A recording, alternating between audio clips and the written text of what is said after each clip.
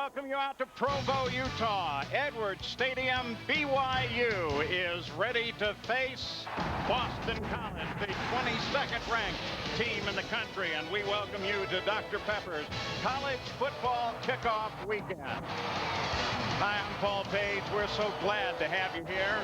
Ray Bentley is with me, and BYU, they're looking for what they call a return to glory, but their first opponent, 22nd ranked Boston College, is bringing some fairly formidable action, including Matthias Kiwanuka. Kiwanuka is a beast out there. They call him Kiwi. He's 6'7". He's 260 pounds, runs a 4.6 40. I think he's the best D lineman in the nation. They like to move him around a lot, so BYU will have to keep track of him or he will disrupt the entire offense.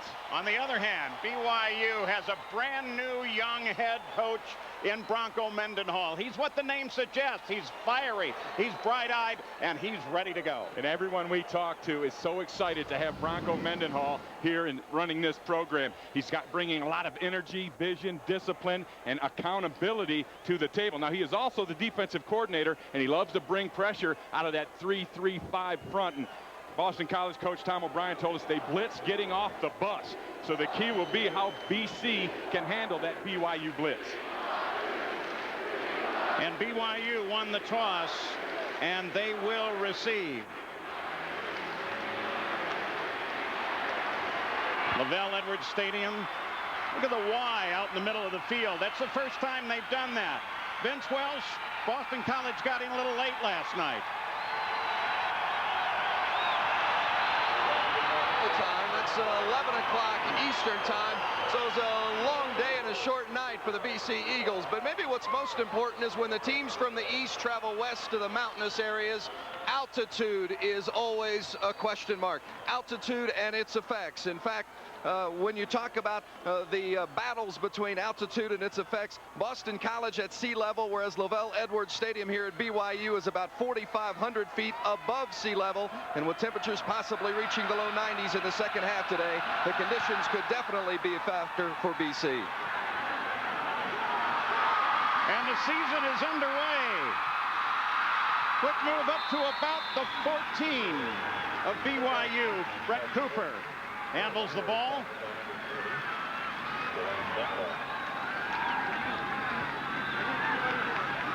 Quarterback John Beck for BYU had an amazing high school career and now looks to be another one of the great quarterbacks out of this BYU quarterback factory.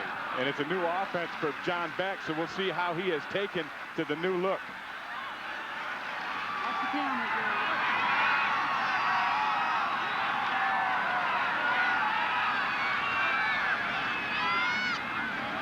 Beck looks out to his right, slants in.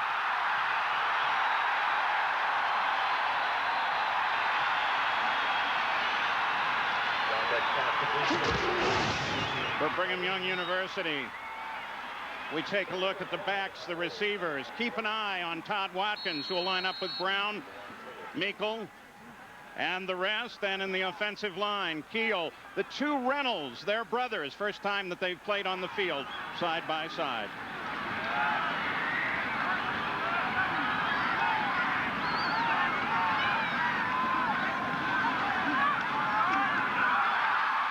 Out to the flats, Colby Whitworth.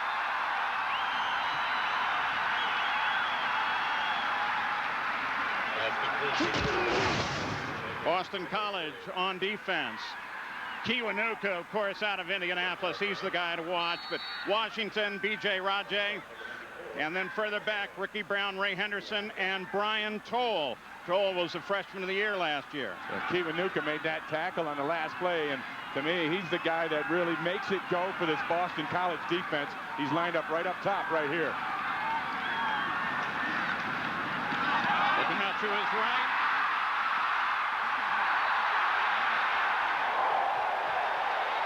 Off to Curtis Brown. And the Boston College secondary.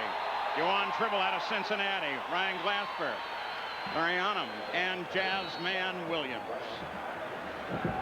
So 3 passes thus far, 3 different receivers. Yeah, and that's the key to this offense for BYU. They like to spread the ball out and spread the defense out. We've seen that here early on.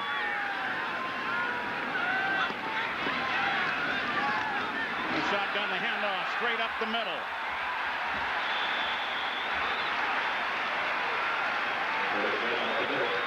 Curtis Brown's down on the bottom of that pile. He's advanced the ball to the BYU 42, 43-yard line. They did a little tackle trap. They brought big Brian Sanders inside, and he made the trap. Curtis Brown got up in behind it. A nice 5-yard pickup on first down.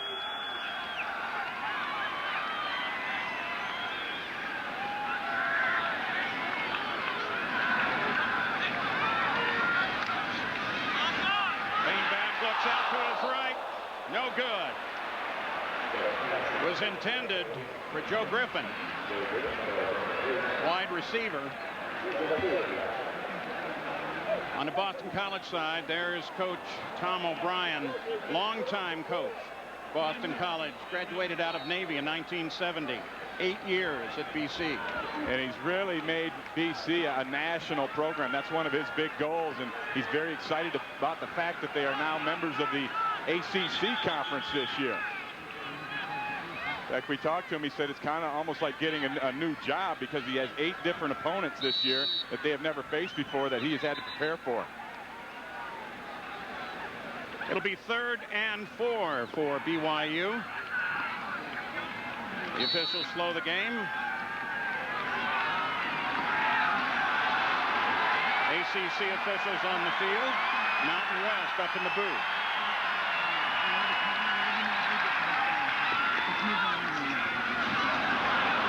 Again, the handoff, but Brown being chased. Doesn't advance that much at all. D1 Tribbles in there making the tackle. Kiwi is the guy right here, 94. You see him work inside and then keep his outside leverage. Brown, the running back, is behind that pile. There was nowhere to go there, so he had to cut it back. And good discipline by Tribble on the backside to take that away. 4th and 4, Derek McLaughlin. Back to punt for BYU.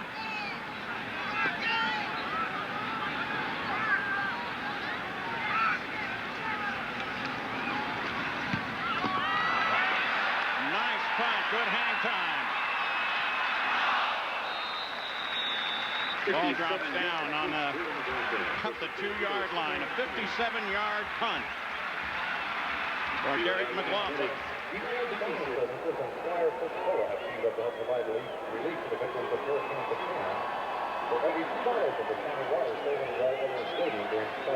So now coming out for Boston College, their quarterback, Quentin Porter, redshirted last year, was the quarterback in 03. Yeah, started 10 games in 2003 and did a nice job, and it's a luxury to have him back.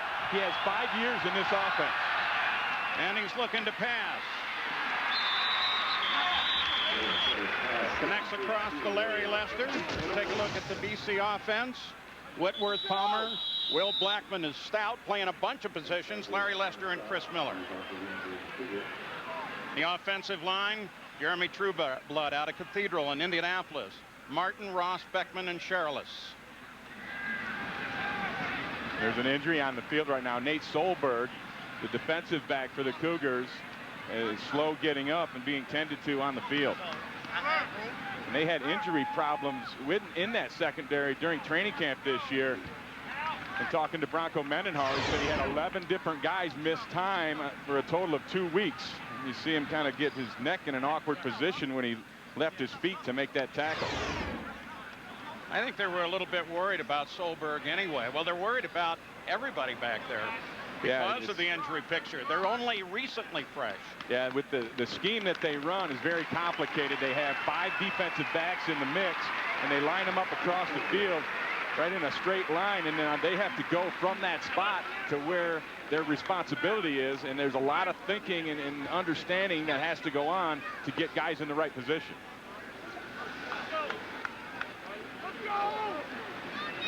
They can seat just over 64,000 here.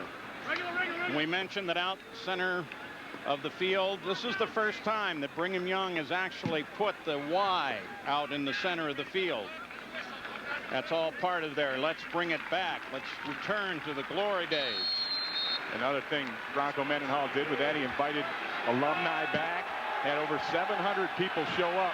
This includes former players and their families to an alumni function, and they were grateful that he tried to include them in the program. It's around. Mark Palmer for BC. Little play action pass. Palmer, the fullback, sneaks out into the flat. You're going to see a lot of play action passing game from the BYU Cougars. You see Palmer was the fullback on the other side and snuck behind the line and stumbled. It was a pretty good pass. The border landed right on his chest. Good pass, good catch. 3rd and 2 for Boston College. He hands it off to come right up the middle to L.V. Whitworth. Take a look at the BYU defense for you. Mania Brown, keep an eye on number 99. He can be tough. Marquardt and Fuela. And Cameron Jensen, number 35, there in the linebackers. White, Gabriel, Gooch, Solberg, and Hale. We hope that Solberg is able to continue playing. Out to Jason Lilly. At the 35-yard line. Boston College is a patient offense. They like to run the football first and then mix play action in after that. And then they also have the passing package that they'll go to where they'll put 3 wide receivers, keep a tight end. And when they go to that set, it's about 80% pass for them. Wallaby mark 2nd and 1 on the 40. Flag on the play.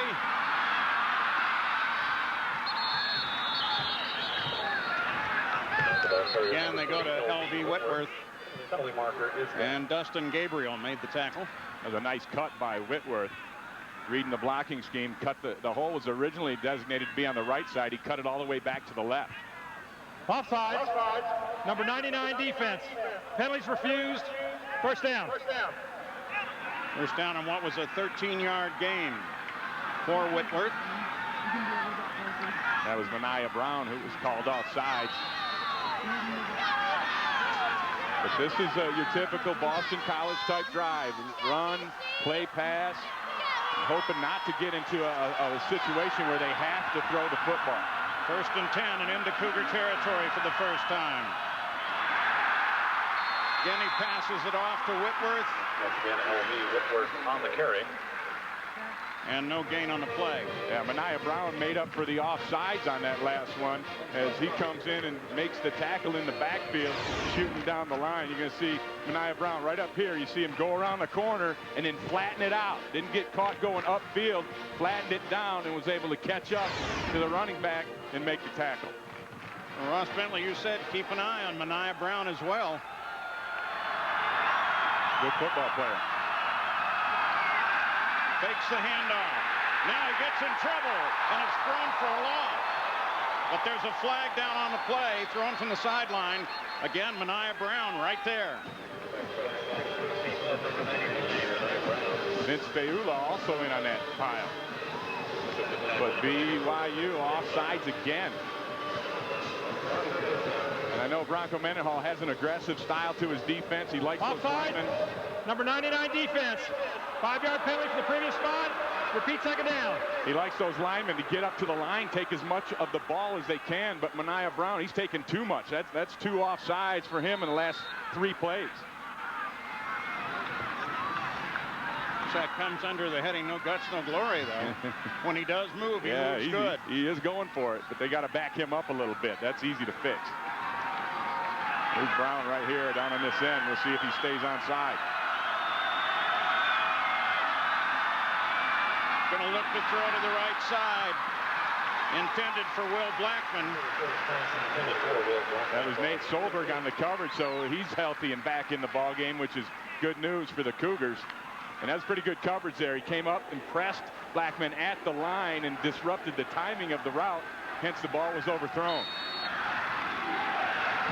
All right, we're going to see number 1 Blackman in a couple, well, at least 4 different possibilities of position. Yeah, he returns punts, kickoffs, plays wide receiver, and he'll play corner in nickel situations. 3 wide receivers. He dumps it off short. I think it was intercepted. I think it bounced off of him. Well, certainly BYU thinks that. Vince Fuela may have picked up the ball. It was Luke Garrett. Justin Luke Garrett is the linebacker, number 51, who ended up with the football. You see Luke Garrett's number 51 right there, and he reacts. Oh, I don't know. It looked like that ball maybe hit the ground. Yeah, it did. I think that's why we might get a look at the review here. And you're right, it was actually Fuela who come up with the football. There is replay in the booth here, and the coaches can also challenge. Part of the Mountain West Conference rules. We'd like to thank today's game sponsor. More look at that for you, right? Yeah, let's see if this thing hits the ground right here. Yes, it did. This should be overturned, and BC will come and they'll have a 4th down right there at that spot and have to make a decision whether to go for it or not. But that ball definitely hit the ground. And the way the replay works, there is a replay official in the box upstairs. He is reviewing every play. Now, the coaches also have the option to have a play reviewed by throwing their red flag out. They have one option to do that each half, and if they get it right, they get another option. And only in the Mountain West. Right there, you see that ball is on the ground right there. They're going to overturn this.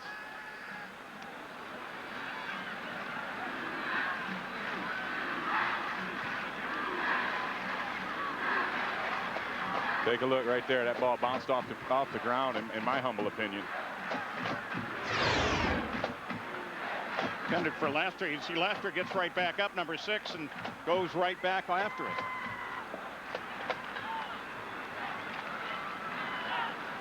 So in the Mountain West, which is the rules we're using for the replay, as Ray suggested, replay official in the booth can review every play and does, and can reverse it. Coaches can challenge twice in a half. If the challenge play stands, then they get the second challenge. But if it doesn't, then they're going to lose a timeout and their remaining challenge. You know, an interesting angle of that, I guess, would be that the coaches, as far as throwing that flag, they should wait until just before the next snap to give that replay official his chance to make that decision. After review, it was an incomplete pass. Be Boston College ball, 4th down on the 42-yard line. Please reset the game clock to 9:40.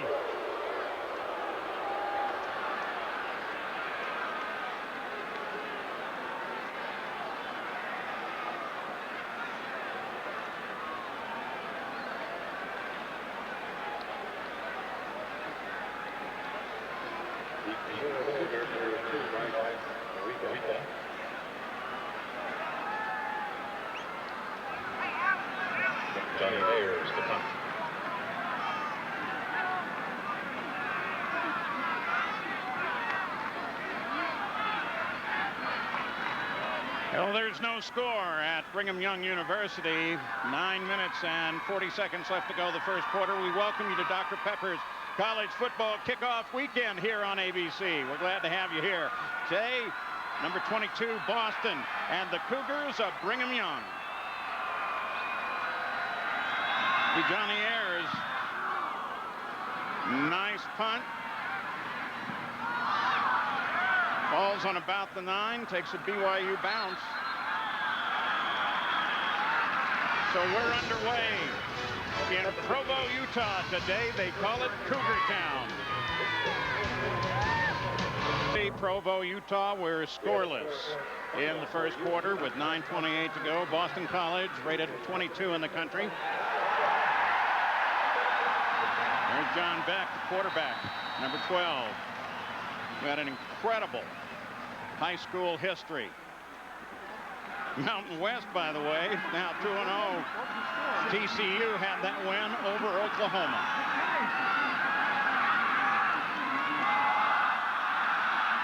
Free play for BC, or BYU, I mean. That goes long, intended it for Todd Watkins, but incomplete. And Boston College offsides on that play. Here's the Outback Steakhouse backs and receivers for the Cougars. Brown, Watkins, Meikle, Allen, and Coates. Keep an eye on Todd Watkins. He is dangerous. And in the offensive line, Keel, the two Reynolds brothers, Brown and Carissa. Reynolds have never started side by side on the same football field. Never started on the same football field together at all. Yeah, they do a lot of walkthroughs in their backyard together, though. And their dad, Lance, is a running backs coach at BYU as well. It's a family affair with the Reynolds. A quick out to Michael Reed.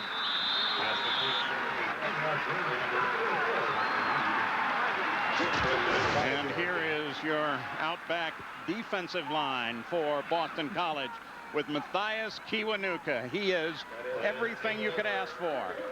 Then Washington, Raji, and Larkin. Linebackers, Brown, Henderson, and Brian Toll. Kiwanuka is the guy to keep an eye on. They'll move him all up and down the line. And he is a returning Big East Player of the Year and the preseason ACC Player of the Year. 4 wide, but he drops it off.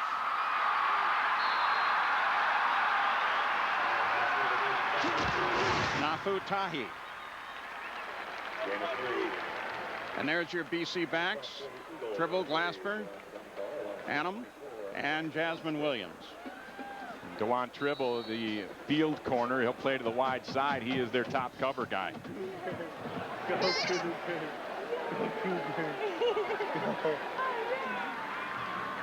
Second and 7.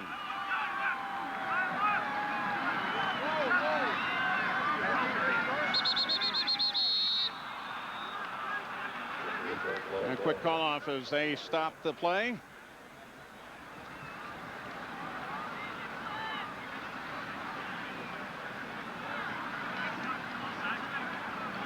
ACC officials on the field. Referee is Tom Zamorsky. Encroachment, number 1 offense. A 5-yard penalty for the previous spot. Still second down. We're looking over to Todd Watkins. Beautiful, beautiful day in Provo, Utah. Lavelle Edwards Stadium, named for their legendary Hall of Fame coach. I'm Paul Page. Ray Brentley is alongside. Vince Welsh down on the sideline. The Eagles and the Cougars. Eagles rated 22nd.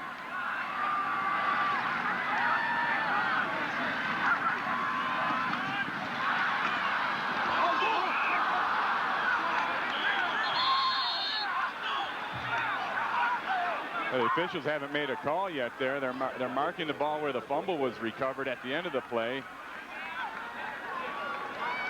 Pass was out to number 31, Nathan Meikle.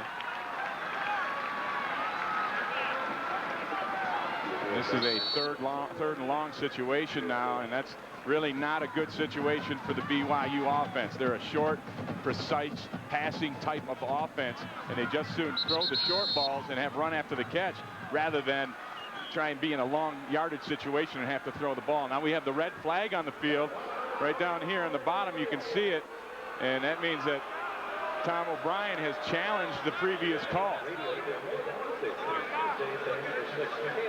Now the booth also is reviewing replays, but if they don't make a change or stop the play, the coach has a challenge as well. That's a Mountain West Conference rule. See if we can take a look at it, determine what this challenge is about. Now here's the ball is caught, it comes out, and it is recovered by Boston College, and that's where the spot where they marked the football. And so the possession should be to Boston College if indeed they're calling this the fumble. And I think it is a fumble, and it's obvious that Boston College recovers it.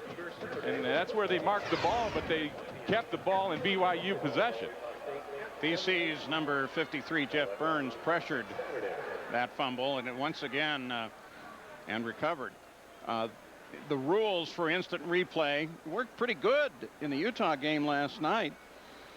Yes. But it's a whole new ball game with the replays. Right, and to summarize this, the replay official upstairs will review and look at every play, and then the coaches have one challenge per half, and if they get the challenge right, then they maintain that challenge. If they get it wrong, then it costs them a timeout and the next opportunity to challenge. You see the ball come out loose there, and they did not blow the whistle at that point, and then it is recovered by Boston College, yet they gave the ball back to BYU at that spot.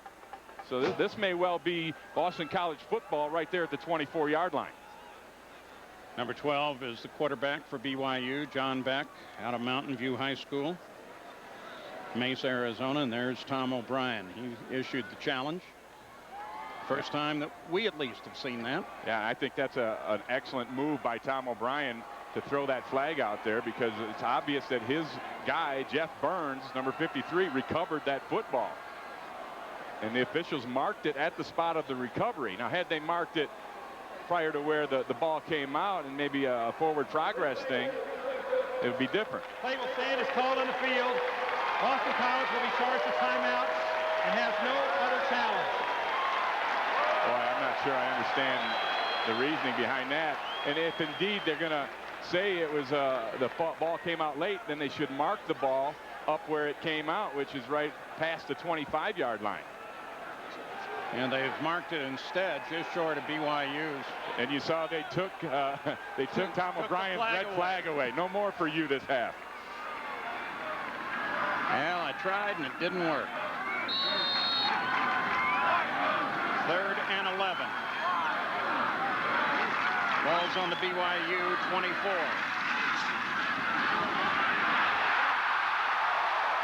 In fact, connects across. It's Harline, the tight end, who worked across the middle of the field. And how about the strength of the arm of John Beck? He throws a rifle shot. Here's Harline right here. He's going to just run into the middle there. And look at that shot, a little behind him. Great concentration by Harline, reaching back behind him and making this catch. And that's a hot football coming at him. And good for 17 yards. Jolan Dunbar in on the tackle. Look at how wide those splits are by that offensive line of BYU. Tries it right across the middle. He was looking for the tight end coach.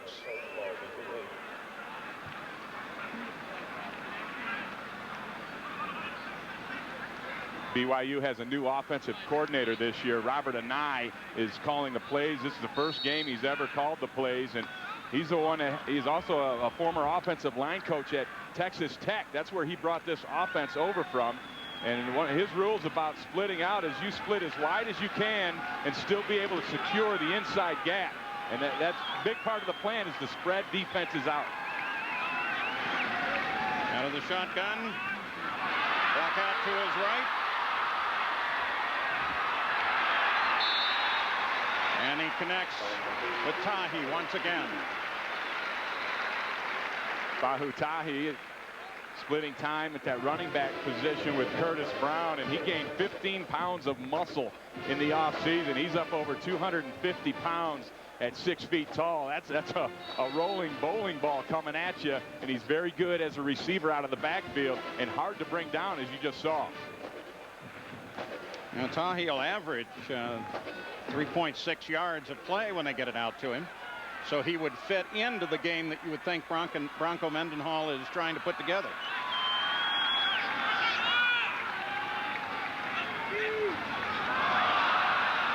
Third and 7, but Beck finds himself in trouble still. He dumps it off across the middle and across the 50-yard line. Off to Curtis Brown, coming out of the backfield. There is a flag on that one. We'll see if this will come back or not, but it looks to me like it's going to be on Boston College. 51 defense. Penalties refused. First down.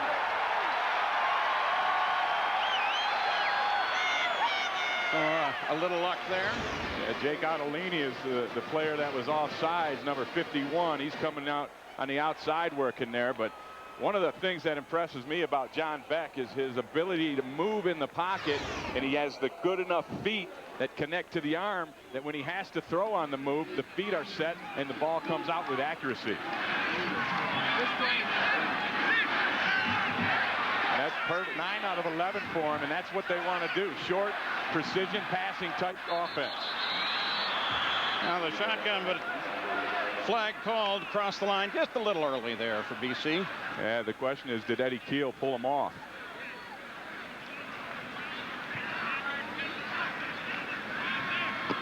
Delay the game. Number 12 offense. 5-yard penalty. Remains first down. Well, that's interesting. Neither one of us were on top of it. That's why they have officials down there.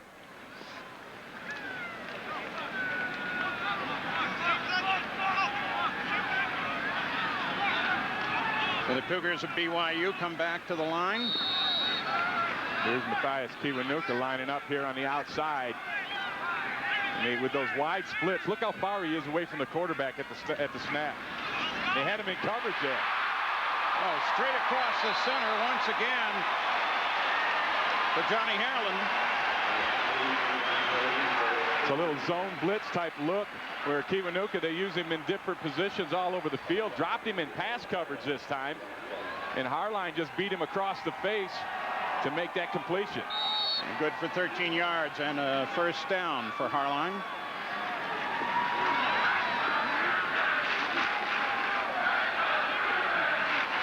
Correct that. It's going to be 2nd and 2.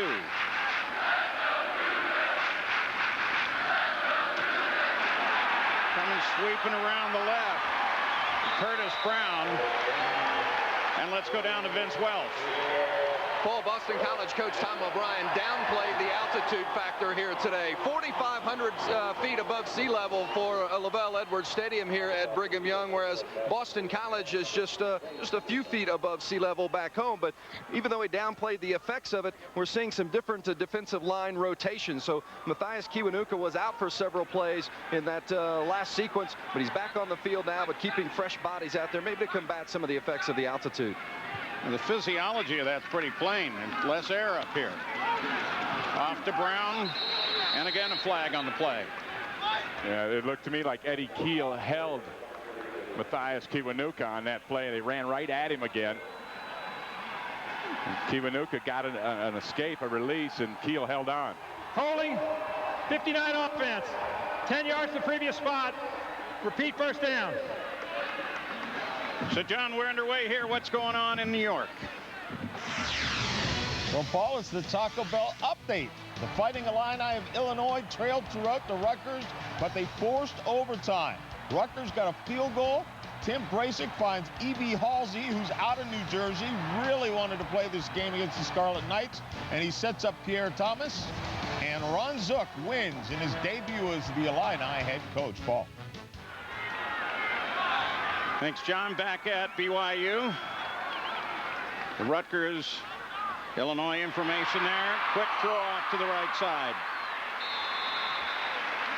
I'm sure the Illini tribe is very happy about Ron Zook coming in there and taking things over, and then to get a win in the first game, that's got to put a lot of smiles on the faces there in the Midwest.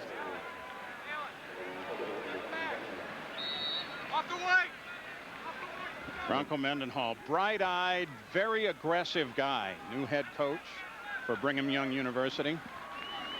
Fun to talk to. Yeah, very impressive man. Very sharp, and you can tell he has a clear vision of where he wants to go with this football program.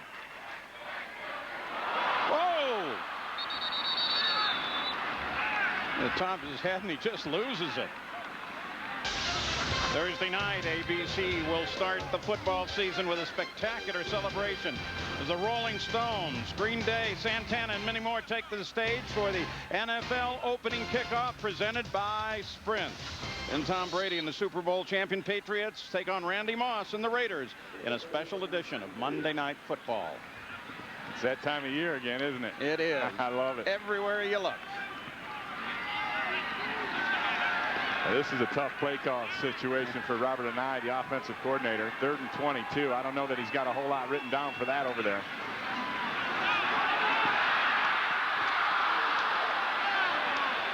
was intended for Todd Watkins, but instead ended up in number 27, DeJuan Tribble's hands. Boy, and Tribble was very close to getting a foot down there on the sideline and having that be an interception.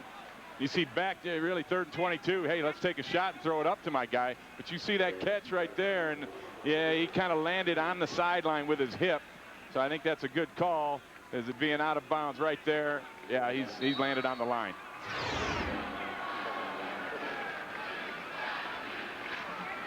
So BYU is going to punt. Derek McLaughlin, the punter.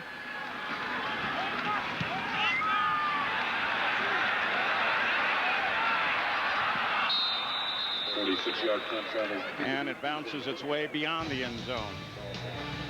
So still no score after the 46-yard punt by McLaughlin. BYU, Boston College, 0-0. Weekend on ABC Sports is brought to you by Dr. Pepper and your local Dr. Pepper bottler. Dr. Pepper, one taste and you get it. Dodge, you can take life as it comes, or you can grab it by the horns. And Allstate, a proud sponsor of the Bowl Championship Series. And Outback Steakhouse.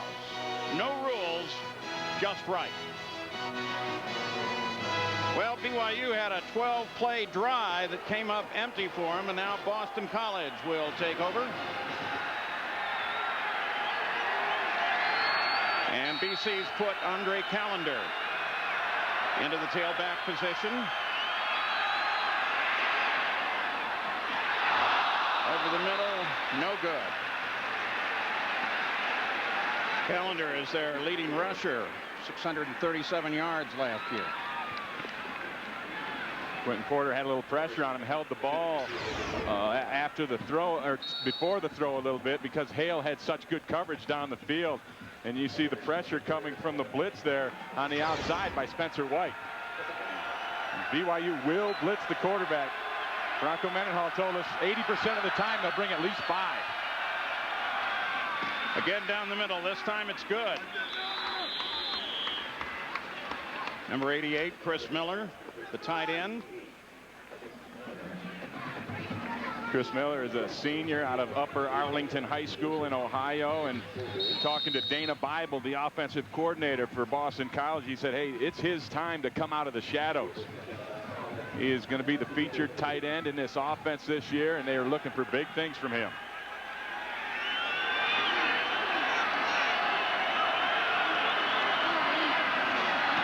Again, the handoff sweeps around the right side. And that's Andre Callender in action. Callender and Whitworth are kind of a two-headed monster in that backfield for the Eagles. They both see a lot of time at very similar stats last year. Whitworth has earned the starting job. Callender was a little injured during the camp, and that gave it up to Whitworth. But look at the similar numbers from the two of them from last season. They use them both. And on the right side to Tyler Holt, complete. Jason Lilly was there for BYU. So we're 1st and 10.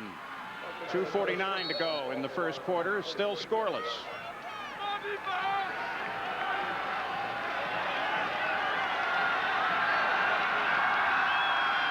Quentin Porter, the quarterback, with a quick handoff up the middle to Callender.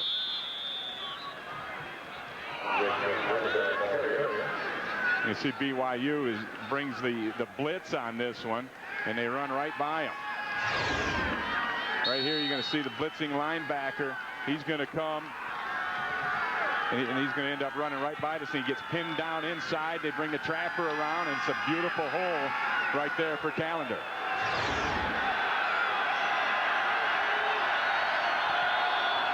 BC into BYU territory. Porter looked long, and then handed it off. Short little pass to Callender.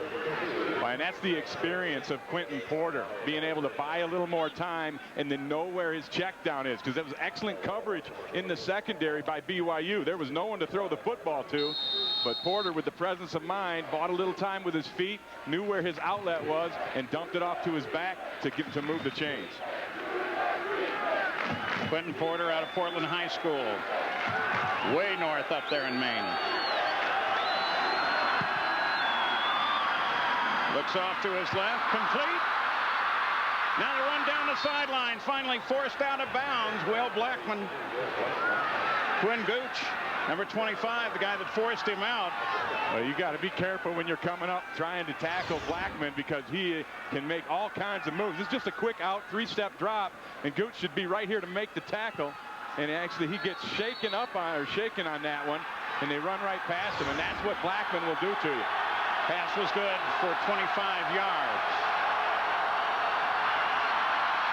Handoff right up the middle again for Short Orridge. This time L.V. Whitworth, number 30, is back in play. Boy, and you kind of feel that BC offensive line taking control a little bit up front. This has been an out for him, and the offensive line, to me, is the strength of this Boston College football team. All those guys are returning starters from last year. They work together very well, and they move people out of the way. Another switch out on tailbacks. Callender back in. Short pass off to the left.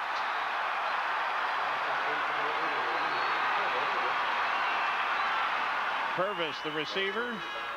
And Quinn Gooch, number 25 for BYU, is right there. Well, Gooch did a nice job of staying with his responsibility. Here's Gooch right down here, and he sees the misdirection, comes back and gets the tight end Purvis coming underneath, and he stayed home and made a sure, solid tackle. That's Gooch made up for his previous mistake with that play. So it's now 3rd and 9. Ball's on the BYU 15. Oh, they blew the coverage. Totally blew it. Over to Chris Miller. And BC gets on the scoreboard with a 14-yard pass. Yeah, this is just a blown coverage by the BYU defense. That's another problem when you have a blitzing scheme so much. You got to make sure you have everybody covered. And that time they forgot where Chris Miller was, and the tight end, all he did was just run a seam right up the field, and Quentin Porter spotted him easily. And the kick by Ryan Oliger is good.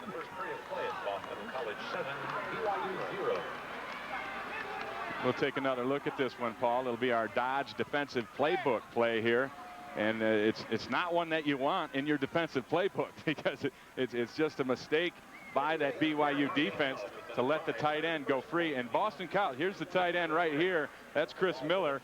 And they have to cover him in this situation. They know he's a big threat down in this area of the field.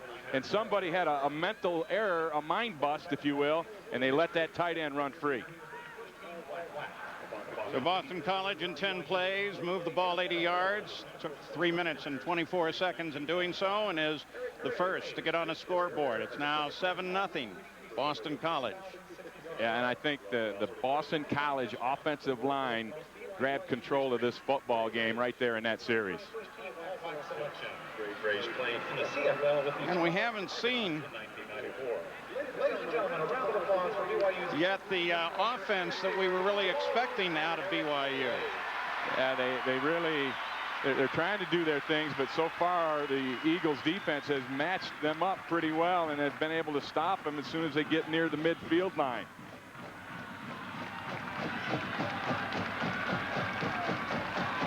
It's a new offense that Robert Anai, the new offensive coordinator, brought over from Texas Tech, and it was really difficult for Boston College to prepare for this defense. They had no film on it. They actually watched a lot of Texas Tech film, and they watched some of the BYU film previously to get a feel for personnel, but it was really something of a kind of a guessing game for the Boston College coaching staff and their defensive coordinator, Frank Spaziano. Mawika and Cooper are back to receive Oliger's kick. Mawika takes it. Brings it up to about the 16-yard line. brought down by Spencer White.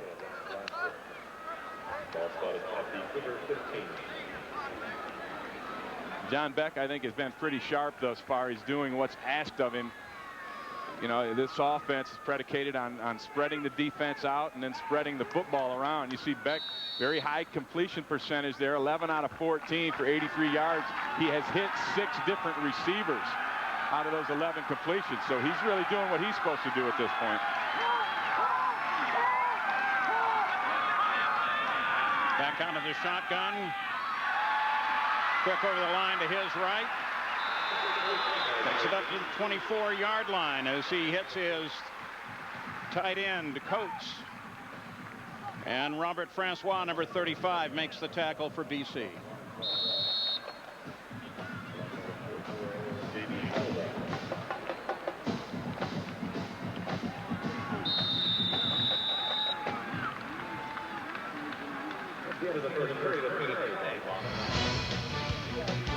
A look at that Miller touchdown for Boston College that put them first on the scoreboard. ABC Sports presentation of the college football will return after this message and a word from our ABC stations.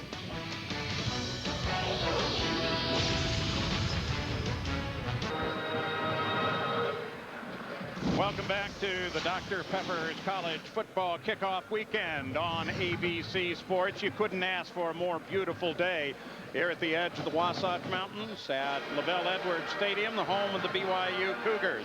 But they have some catching up to do now as we start the second quarter. 22nd ranked Boston College leads 7-0. Number 12, John Beck, their quarterback for BYU. Out of Mountain View High School, Mesa, Arizona.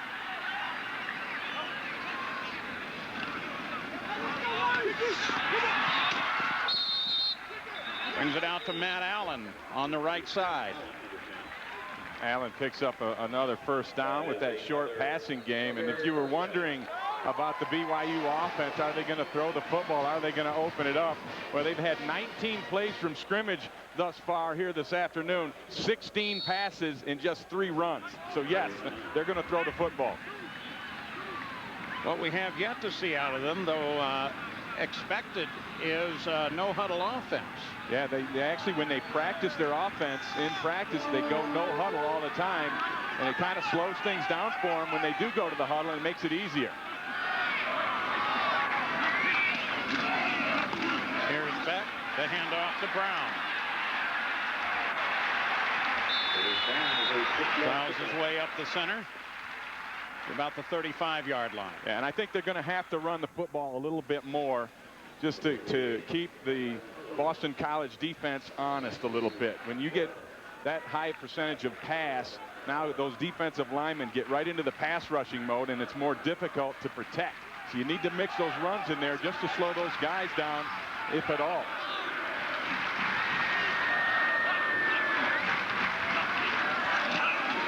And back again, the hand up to Brown. Brown this time makes it through.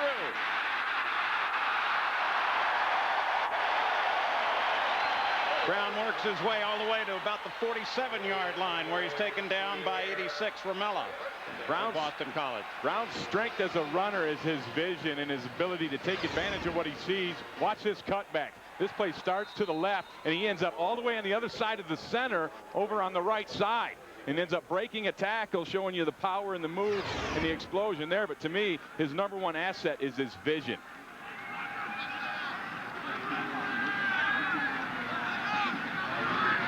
Brown will average 5 yards on a rush. Cross to connect with Todd Watkins. Now it's time for the Pac West Pacific Life game summary. You see Quentin Porter there. Got that touchdown pass, 9 out of 12. Very good percentage. He's playing excellent. No mistakes thus far. And the play selection for BYU is 17 pass to 5 run right now. And that's what they like to do in that short passing game. The way Beck gets the ball out and his accuracy, heck, that's almost like a long handoff sometimes. Bahutahi is in the game now. And Beck gives him the ball. Taken down by the senior, Ray Henderson, number 3. And this quarterback, John Beck, is pretty good, Vince. Yeah, I talked with him yesterday about being part of the quarterback tradition here at BYU, a program that's produced the likes of Gifford Nielsen, Jim McMahon, Steve Young, Robbie Bosco. Beck grew up around the school. His dad was a member of the track team, and he always dreamed about being the quarterback at Brigham Young, and he's living his dream. Had a pretty good year last year as a sophomore, threw for more than 3,000 yards. Again, a quick throw over to number 3, Tahi. Brian Toll is right there. Little comparison for you, Ray. Yeah, you see the numbers for Ty Detmer and John Walsh in their first 2 seasons as the Cougar quarterback, and then John Beck, and he's right up there with those guys. And those are some pretty good quarterbacks that came through here. BYU just chipping away down field now on the Cougars. Cougars are on the Eagles' 31-yard line. Brown's back in the backfield. Incomplete. It was intended for Nathan Mickle, number 31. BYU, their back actually saw the blitz coming right here. You see the blitz man coming down at the bottom of your screen. And so Beck saw it, threw right behind the blitz, right where he's supposed to go. An excellent read. He just overthrew the football. But he saw that blitz coming, threw hot right behind it. So now it's 4th and 1 for BYU. Ball is on the Eagles' 31-yard line.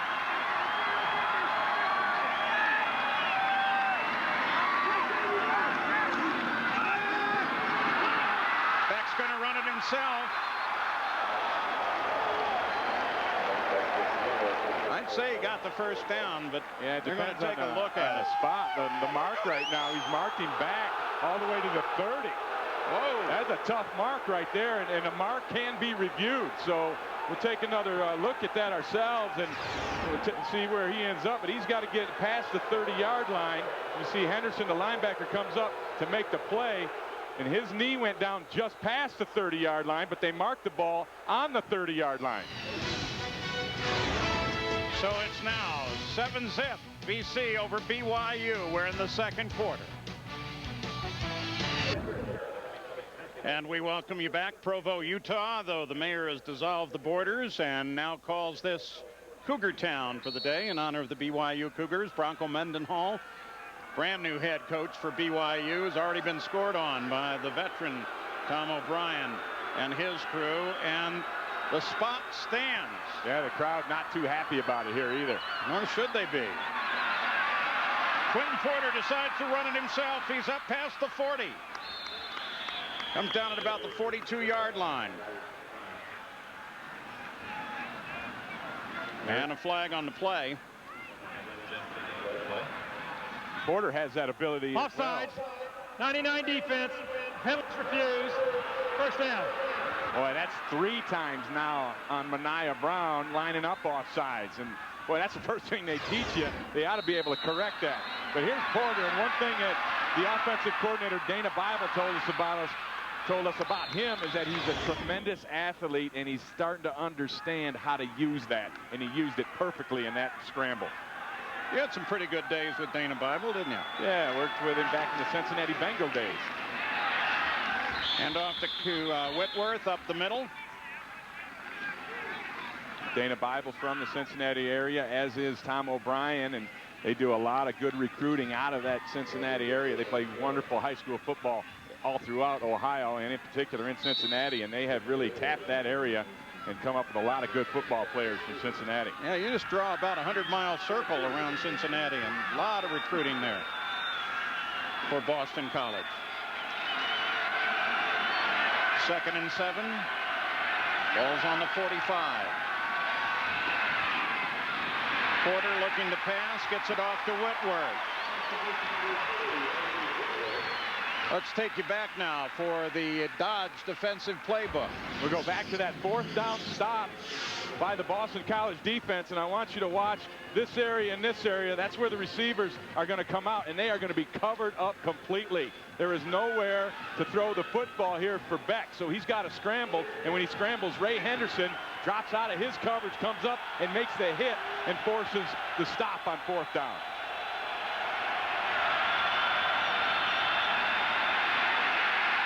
Porter was going to try and run it himself, and then he gets it off to Whitworth. Boy, that's just great protection by the Boston College offensive line, because BYU brought a blitz, and usually when you bring a blitz, you expect to get home at least at some point, but the pressure never got to Porter. Well, it's going to be marked on Boston College's just beyond the 48-yard line. We're in the second quarter, 9:47 to go. 4th and 4 for Boston College, who is 7 points up over a scoreless BYU.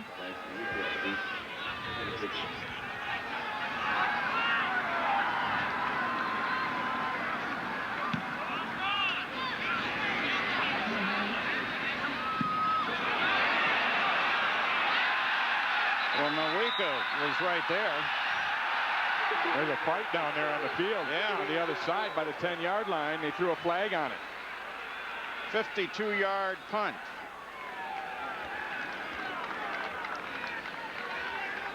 See what the call will be on this one. Yeah, those guys, they didn't.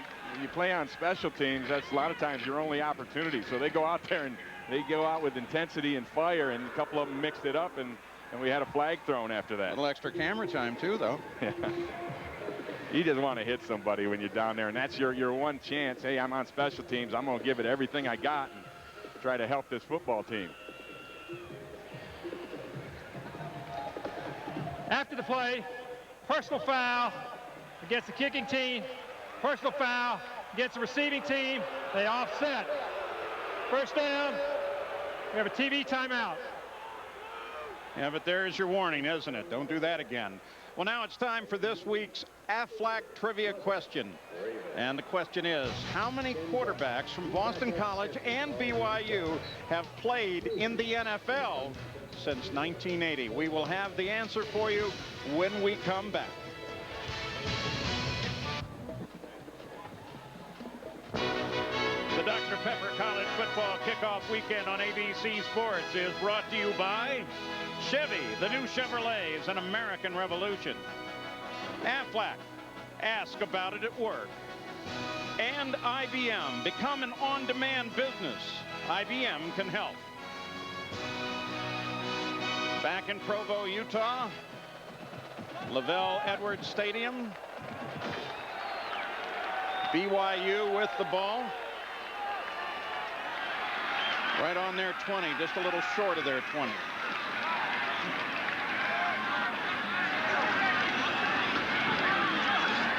John Beck out to his left. Doesn't look good enough for a first down as he connects with Nathan Michael out of the backfield.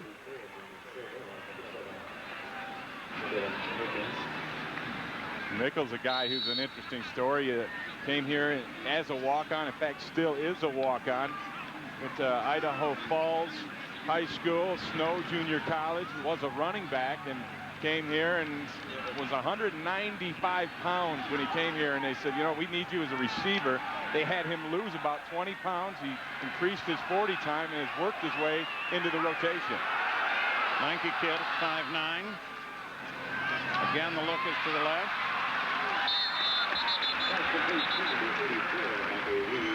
Complete out to Michael Reed. Well, I'm just impressed with John Beck's grasp of this offense and his ability to find the right receiver and then get the ball out quick. You see, it's just a quick little hitch route there on the outside by Michael Reed, but the timing was immaculate. And I watched Beck's eyes when he did it, and that was the second guy that he looked to, and he still got the ball there on time.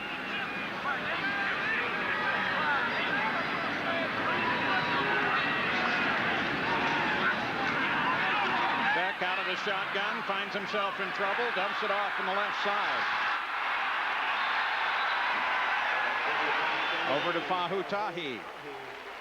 You know, earlier we asked you the Affleck trivia question, and it was how many quarterbacks from Boston College and BYU have played in the NFL since 1980. Your guess would have been, Ray? 13 is my guess. 13. That's a great guess. You All must right. have been reading the copy.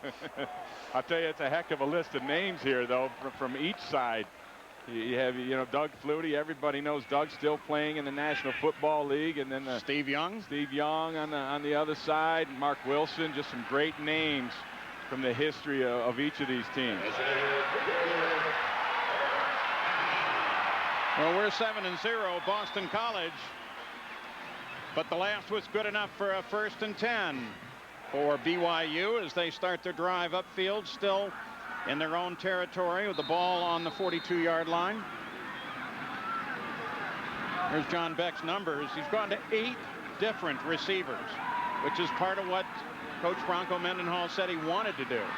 And his longest completion right now is 17 yards, so it's a lot of underneath stuff. Tries to hand off to Curtis Brown, redshirt junior, but Keith Willis, number 93, the freshman, is right there. And we've got a flag.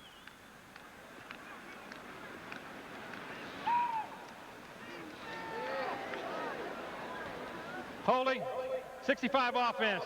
It's refused. 2nd down. Vince Welsh, you've been keeping a key eye on this Bronco Mendenhall.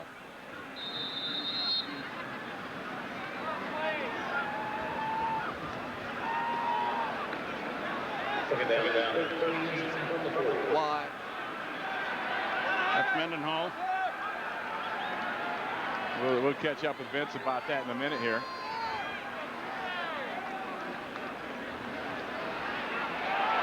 Another shotgun, but straight across the middle, no good. Now let's go back down to Vince. Sorry, buddy.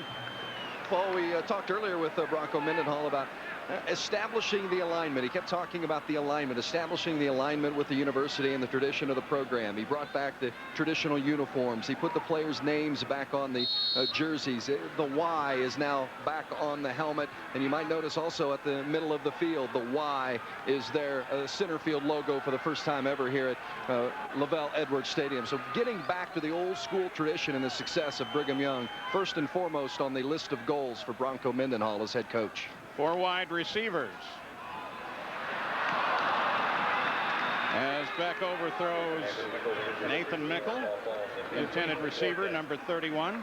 And to follow up on what Vince was talking about in the alignment situation, he didn't feel that the football program was aligned with the university, and so he came up with a mission statement for the football team to align them with the university, and it says to be the flag bearer of Brigham Young University through football excellence and to embrace truth, tradition, virtue, and honor as a beacon to the world.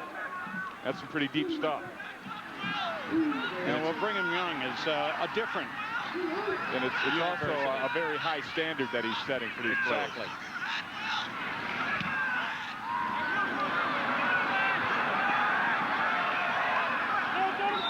Good high catch. Fair catch called for by 27 Dwayne Tribble. So can BYU get on the scoreboard? We'll find out.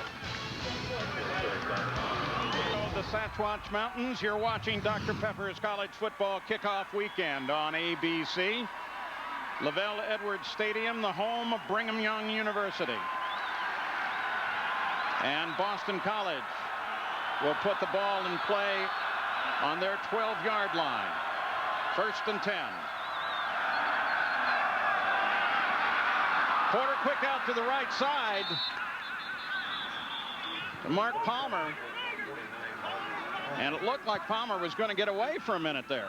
Yeah, he broke one tackle, and Palmer's a load in there. He's the fullback. They like to throw to the backs, and Palmer is 6'3", 245-pound junior. But look at the play selection for Boston College. What a great mix it is. They've run the ball 7 times, 9 drop-back passes, and 6 play-action passes, and then a couple of screen and draws thrown in. But in talking to Dana Bible, the offensive coordinator, he says he likes to have a nice, almost 50-50 mix between drop-back pass, play pass, and run. Started this drive on the 17, the incomplete over everybody's head.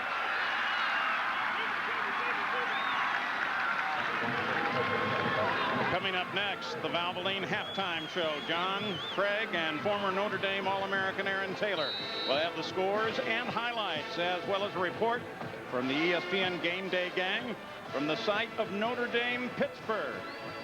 That's all coming up in the halftime. 6 minutes and 52 left to go in the second quarter and a half. BYU not yet on the scoreboard. Here comes that big blitz.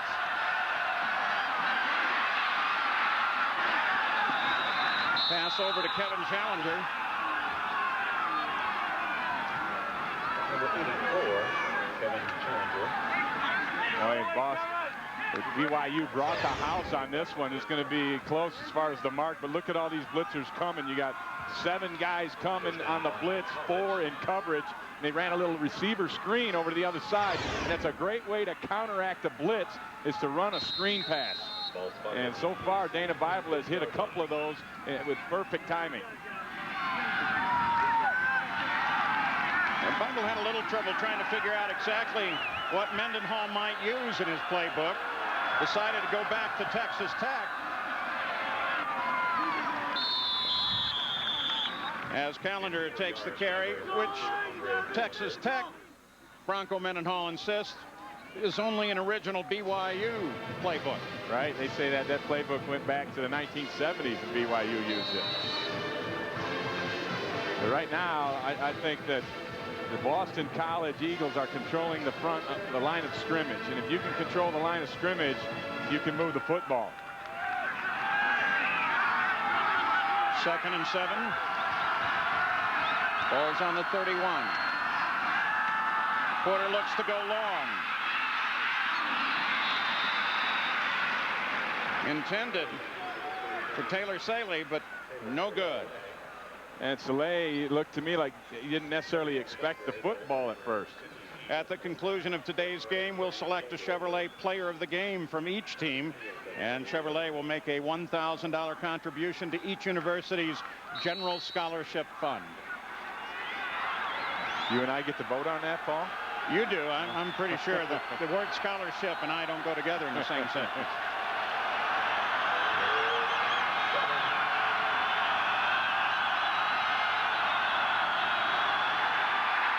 Porter slips. Gets tripped up by Casey Bills. Boy, and they brought the house again, and this time off the corner they brought Casey Bills, and nobody was able to pick Bills up. And Porter has to get rid of that ball quicker when they bring the house like that. Here's Casey Bills right here. You're going to see him sneak up and then come on his blitz. And he comes up late.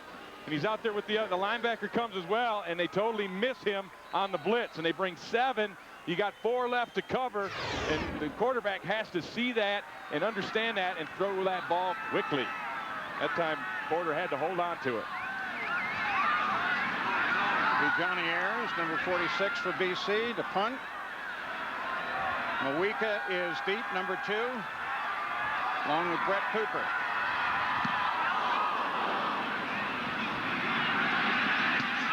Mawika takes the ball just shy of the 20.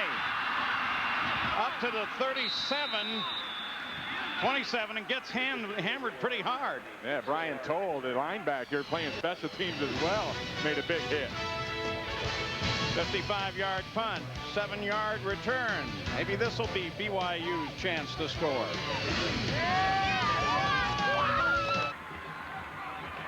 .443 left to go in the half. 22nd ranked Boston College is up 7 over Brigham Young University. BYU has the ball now. They'll put it into play from their 28-yard line, 1st and 10. Curtis Brown in the backfield as they keep changing out between Brown and Tahi. John Beck, the quarterback.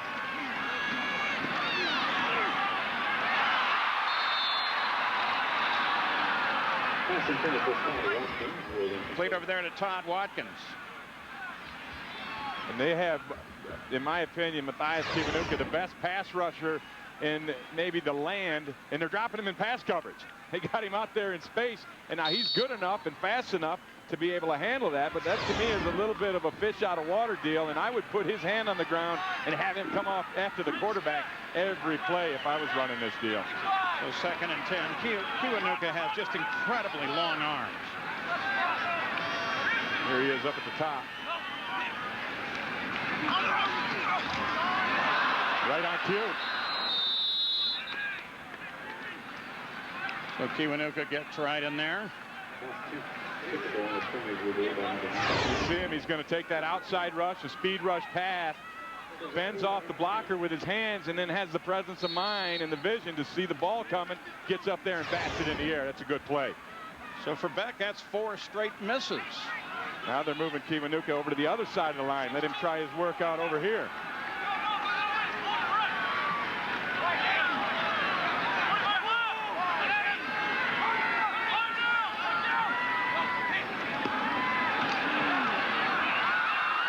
Beck under pressure. And that pressure came from Brian Toll, the blitzing linebacker, and he timed it perfectly. And Beck had to throw the ball before he wanted to, and the receiver was fortunate. Here's Toll right here. He is going to come on an inside A-gap blitz there, and watch him time it perfectly. That back has no chance. Tahi has no chance to get over there and get him. Beck has to get rid of the ball to Mickle before he wanted to, and Mickle was lucky he caught that one because it was already thrown before he was looking.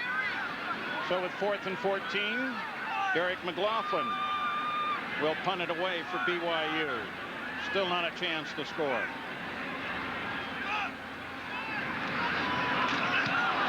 little low on the punt. I don't know how he got that out of there, but they roughed him. Yeah, that'll be a first down for BYU. It's roughing the punter. And like I said, Paul, I don't know how he got it out of here. Look, watch this. It's a jailbreak right up the middle. And he just did get it out. And it looks like it's Jamie Silva, number 44, that hits him right there. Or 48. Both of them were in there, Pruitt and Silva. Well, and they called it, though, as a personal foul, roughing the kicker. Yeah, and I think that's a good call. Yep. You got to protect the kicker, especially when they're defenseless, both feet off the ground after that kick, and that's when he got hit. Boy, but somebody should have blocked that thing. They were right there. I still can't believe that punt got out of there. 3:35 left to go in the half. Big break for Broncos team right there. I wonder how Broncos feeling now, though. I bet he wanted to be a little further up by this time. This time the pass is good. And Zach Colley's got some running room. And that's what they're looking for, Paul, is the yards after the catch. We've seen a lot of short passes and then immediate tackles, but now they're getting yards after the catch as Colley breaks this tackle right here and then keeps her going. And that's a heck of a football play by Zach Colley of keeping his balance, staying in bounds, and getting it up the field for a big play. Glasper finally made the tackle, but that's a heck of a play. A run after the catch. The yak yards are important in this offense. And the 25 yards, longest of the day. Zach Colley in where his brother Austin would normally be playing, but he's away on mission. And that's one of the realities of playing at BYU is Latter-day Saints missions, which are required.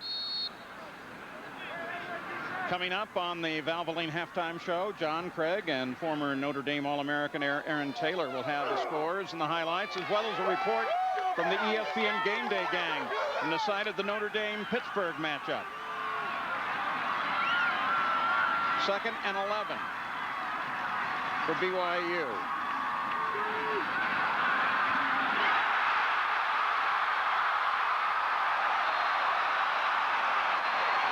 Another good pass out to Zach Colley. Boy, and that's just a great play call by Robert Anai over there. You're going to see, watch Kiwanuka. He's going to come inside and go all the way around, loop all the way around. And what they run is a middle screen to the wide receiver who comes underneath everything, catches the ball behind that screen, and then gets positive yards for a gain of 9. There's a sophomore quarterback, our cornerback, DeJuan Tribble, who was right there.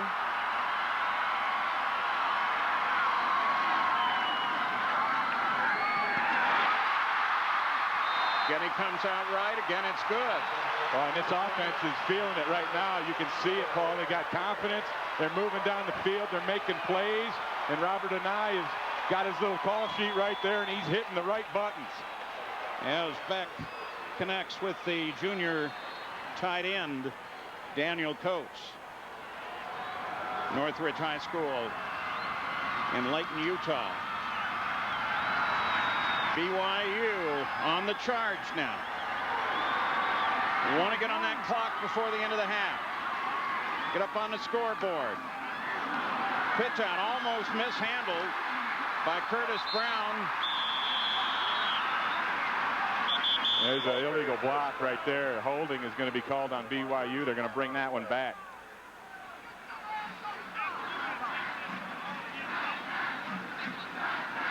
Interesting little play. They had the motion running right behind the quarterback. They faked it to him and then pitched it out quick to Brown.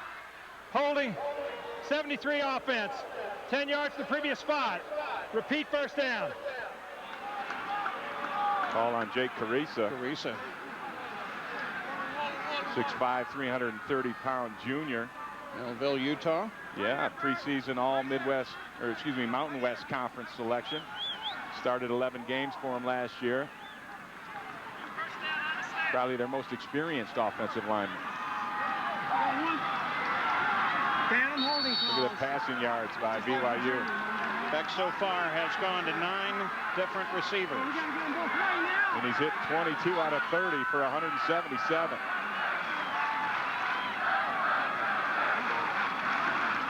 Again from the shotgun across the middle. That's a big hit. Nailed right there. Tyrone Pruitt.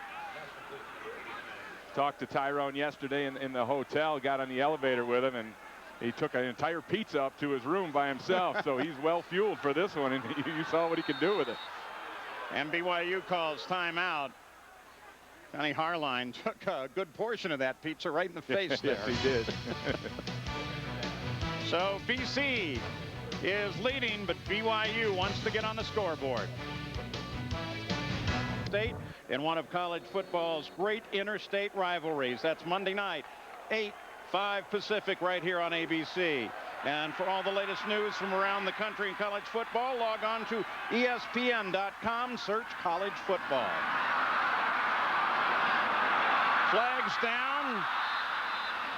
Beck pitches it out. No good. Yeah, they're going to get Lance Reynolds, I believe, on a holding call. B.J. Raji was getting the pressure up there, and Reynolds just had to lock him up. Lance Reynolds, the senior center. Right there, the big boy's working in the middle, and you see him get upfield on him, and Reynolds has to hang on, and they'll call that one on you every time. Reynolds and his brother, Dallas, starting side by side. 54 offense, 10-yard penalty for the previous spot. Repeat second down. As you called it then, the penalty is against Lance Reynolds from Timpview High School right here in Provo. Dad up in the booth. Actually played linebacker when he first came here to BYU, and as a redshirt freshman, they moved him to offensive line, and yeah, he got married and had no problem putting on weight after that, he said. He went from 236 up to 293 in no time. Gotta love those happy pounds. That's right. Over to Curtis Brown. Brown's cuts to the left and gets down to about the 30-yard line. Boy, Brown's pretty good in open field, open space, and they do a nice job of getting the ball to him in the passing game. And he does something with it when he's out there. He's hard to get down in open field. Ray Henderson was right there on the tackle for BC. 3:32 seconds to go now as we move closer and closer to the half, and time for Bronco Mendenhall to get on the scoreboard is running out. BYU is in their 9th third down chance.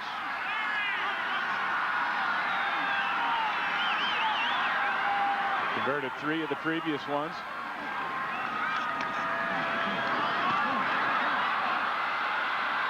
ball is overthrown. Intended out to Todd Watkins. We'll get our first look at the place kicker, Jared McLaughlin, who has never kicked in a ball game yet for BYU. Sophomore. BYU has two McLaughlins kicking. The punter, Derek, and the kicker, Jared. And no relation. None whatsoever. Jared's a sophomore, 6'5", 195. McLaughlin will take a field goal. It'll be about a 47-yard field goal.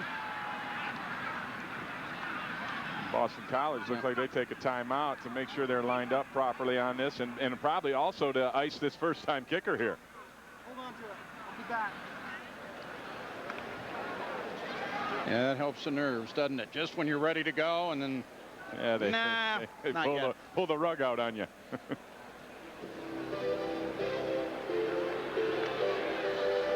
Let's go back to 1984, which was an enormous year for both BYU and BC.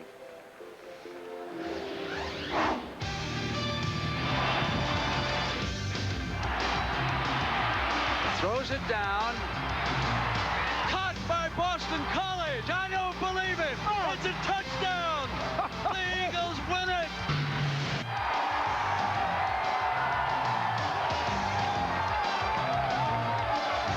Then at the Holiday Bowl, BYU versus Michigan. Bosco to Smith, the winning touchdown, and BYU took home the national championship. 1984. Yeah, they actually shared that national championship with Washington that year. What a great year for the BYU Cougars, and Robert Anai, the offensive coordinator, was on that football team. And they brought him back to try and restore some of that glory. Anai's an interesting, very quiet guy. All right, here we go. McLaughlin for the three-pointer. And it's blocked. And that's blocked and recovered by BYU. Brian Toll, it looks like. No, it's Ayers. Ayers blocked it. No, that was Toll. That was number 16, Brian Toll, that shot up the middle and blocked that thing.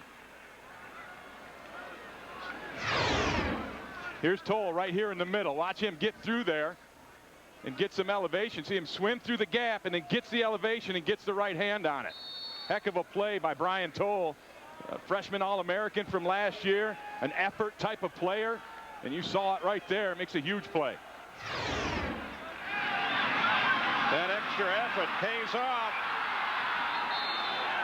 And as BC takes over the ball, connects to Jason Lilly, number 82. How about that for a turn of events? BYU lining up to try and get their first points of the season. Field goal's blocked, and then BC comes back, hits a long one to Lilly down the sidelines, and now they're in scoring position. Lilly with a 35-yard reception.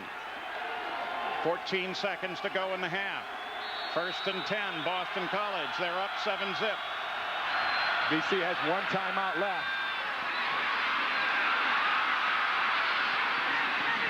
Pass complete over to Kevin Challenger.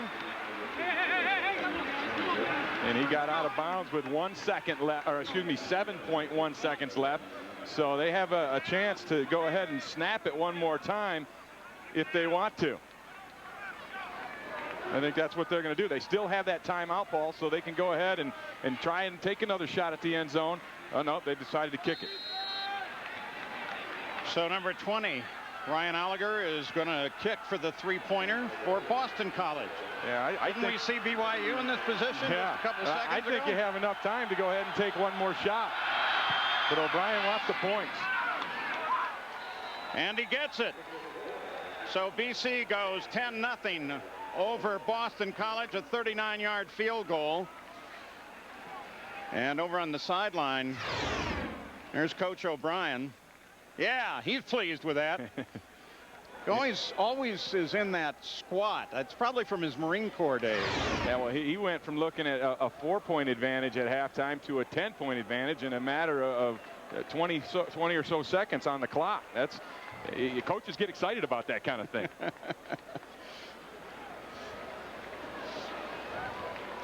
Well, with 2 seconds to go, here's the Associated Press top 25, led, of course, by USC, Texas, Tennessee, Michigan.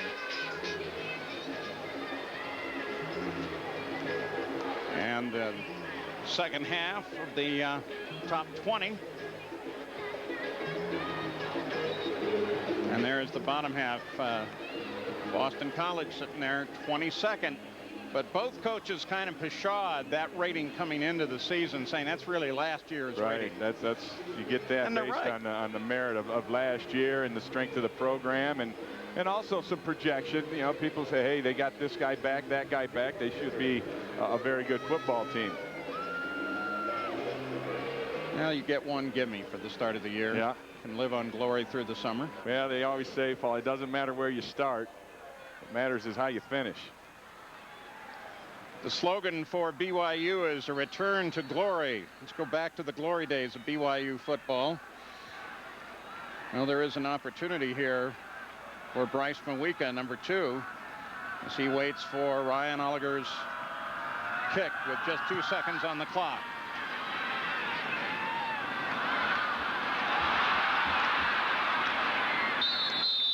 And it just kind of fizzles out to Brett Cooper for you. So it's 10-0 BC over BYU at the end of the half. ABC Sports presentation of college football will return after this message and a word from our ABC station.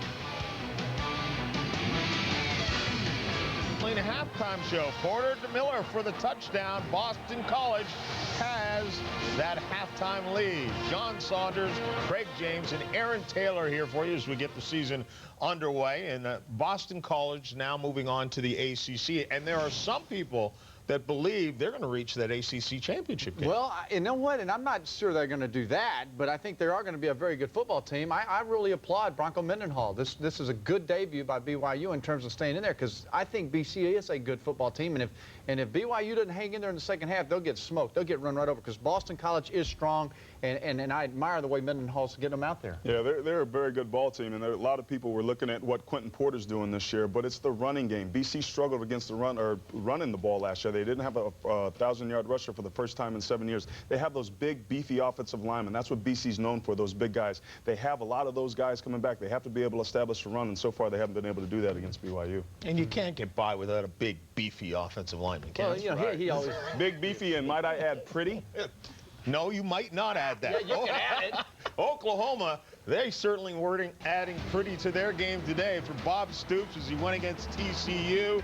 Had to replace Jason White. Adrian Peterson struggled in the first half.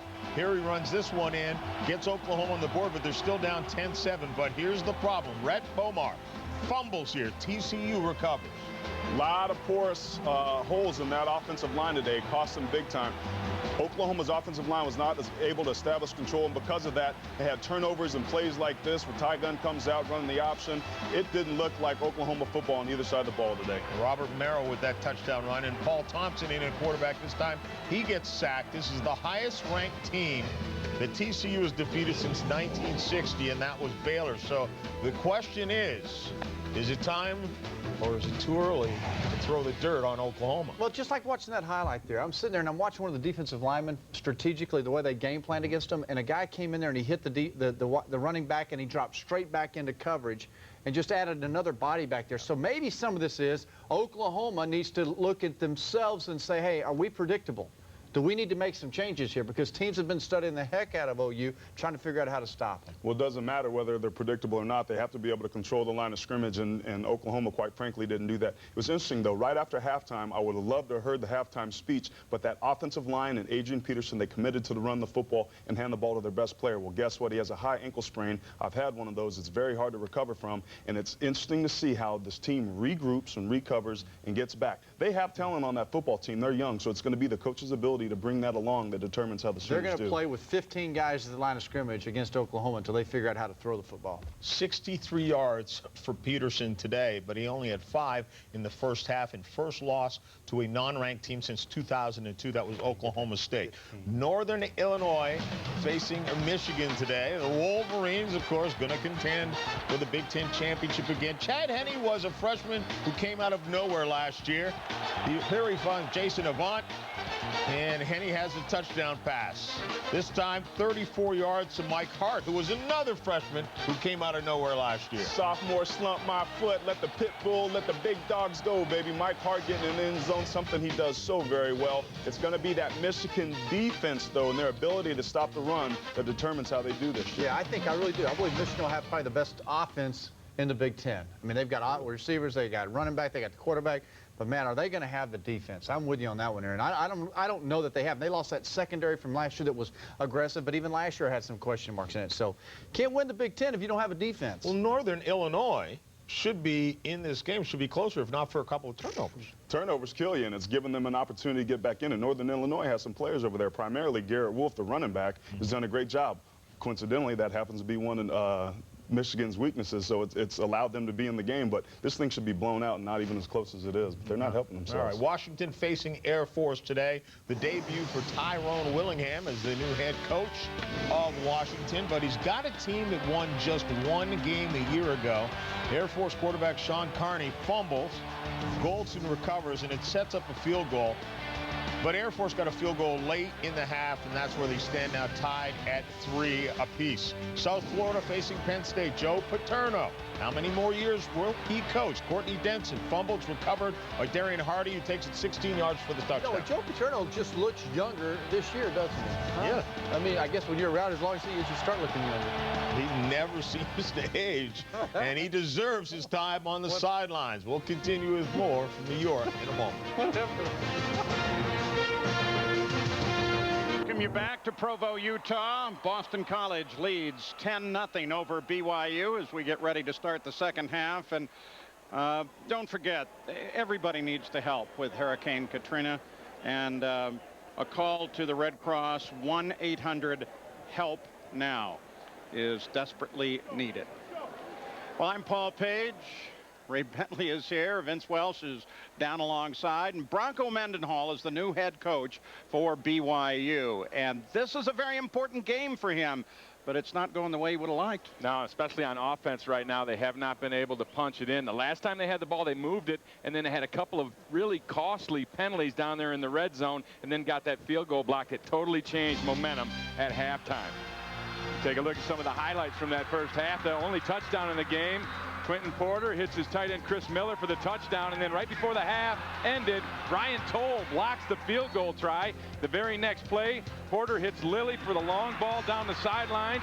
BC now in field goal range, and they finish the first half scoring with Oliger's field goal to make it 10-0.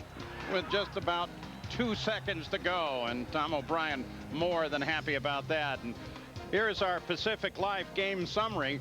And take a look at those stats. Yeah, and the one that jumps out to me is the penalties down there. That is what really has been costly for BYU. The yardage is good. They've got 186 throwing the football. They've gotten themselves a sack, but the penalties is really what has hurt them. Inopportune times for those things to occur has kept them out of the end zone.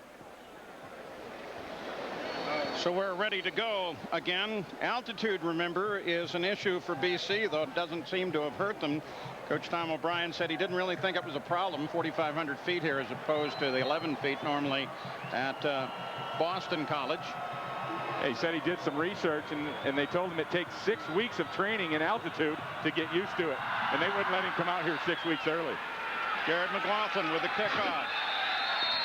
And kicks it out of the end zone as we start the second half. BYU has been bringing the heat all day long, and you check out some of these numbers. 8 times they've brought a 4-man rush, 5-man rush 10 times, 6-man rush another 5 times. And when we talked to Coach Mendenhall, he said, I want to blitz them at least bring 5 80% of the time, and he's very close to that kind of ratio. And that's how they play their defense. They try to disguise the coverage, and then they bring a lot of bodies at the quarterback. We start the second half, 1st and 10 for BC. Ball goes off to Whitworth. He surges forward. Well, he made a nice cut on that. As he got to the edge there, things were solidified by the defense. He cut right inside of that edge and then broke it back outside. It's good enough for a first down, 1st and 10, BC. They're coming out in no huddle now.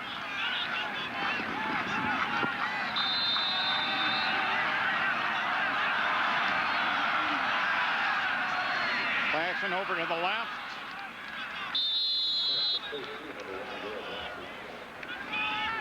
To Will Blackman. We haven't seen Blackman playing in all of the different roles that he's really capable of here today yet. Yeah, he was a starting corner for this football team last year, and then Dewan Tribble showed that he could handle it, so they moved him over to offense for this season. His first year as a wide receiver. He's also a punt return and kickoff return specialist. This time the hand off to right up the middle. Good enough? Yes, it is. So 1st and 10 again for BC as they begin to walk down toward the BYU side of the field. They go back into the huddle now and get things together there. And that Boston College offensive line is, in my opinion, the little difference in this ballgame right now is being controlled up front by that offensive line.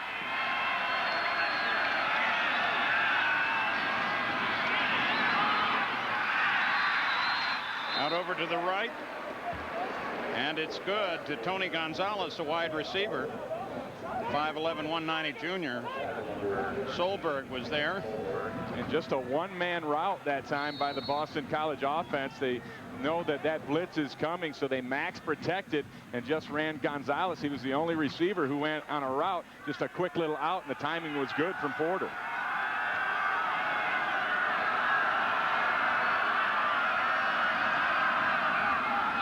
Again, short little pass.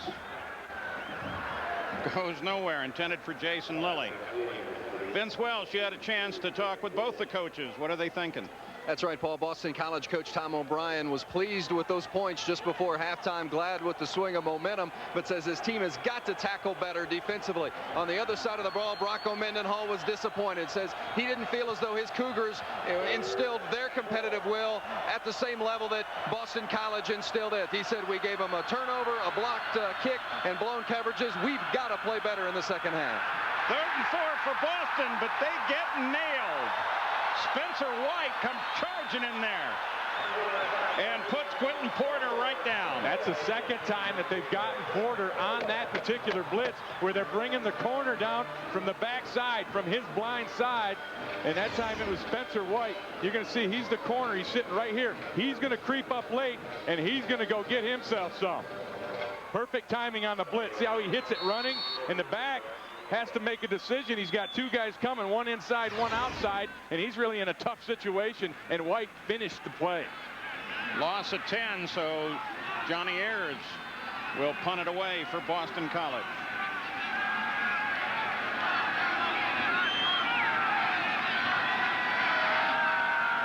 Mawika Watt, but it's blocked. It's blocked. That was Brian Keel who blocked it. A huge special teams play by Keel, the sophomore out of Salt Lake City's Brighton High School. Just exactly what they needed, Ray. Yeah, you can see Brian Keel. He's the stat guy right here, and he just gets behind that blocker and hangs that right hand out there, and fortuitously gets the block.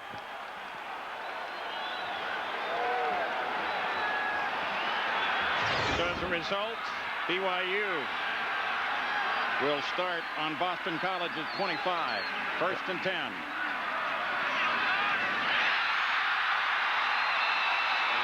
Pass complete to Zach Colley.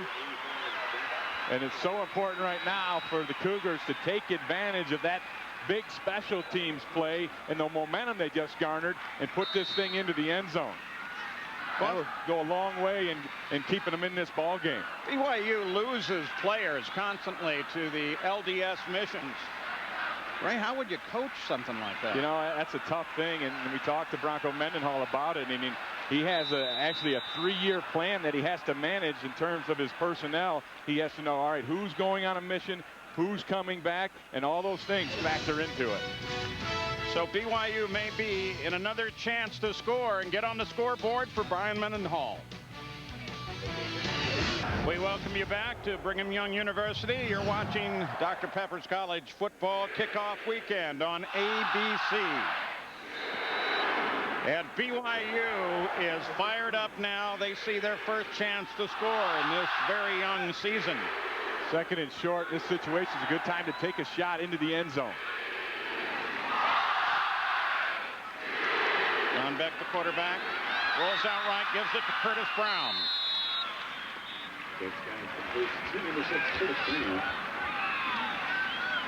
Jasmine Williams was there to grab Brown. And there's Bronco Mendenhall. The first game as a head coach. Sure, he'd like to have been on the scoreboard before this first half ended. Yeah, obviously, and he's, well, as Vince told us, a little disappointed in the physical nature of his team's play. And this is a physical time right here, 3rd down and 1.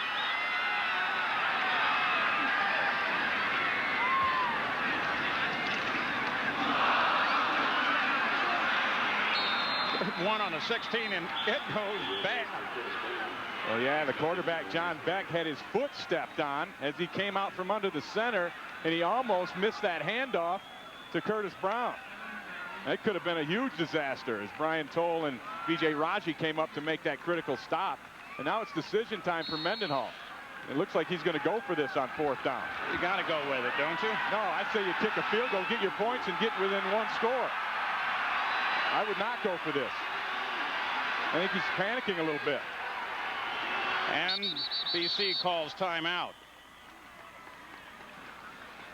Give everybody a chance to think this over. Yeah, and you wonder, why would you call that timeout? Well, the most important team is your team, and Tom O'Brien knows that, and he wants to make sure his guys are ready in such a crucial down. So Boston College still leading 10-0.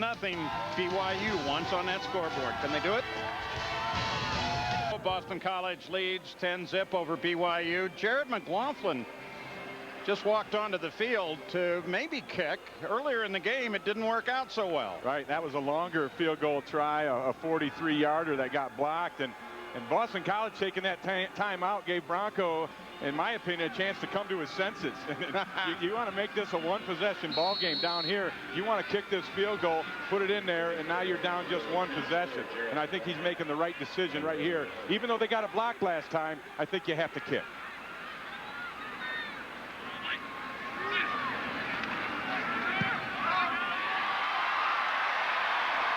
And BYU with a 35-yard field goal is finally on the scoreboard. It's 10-3 Boston College.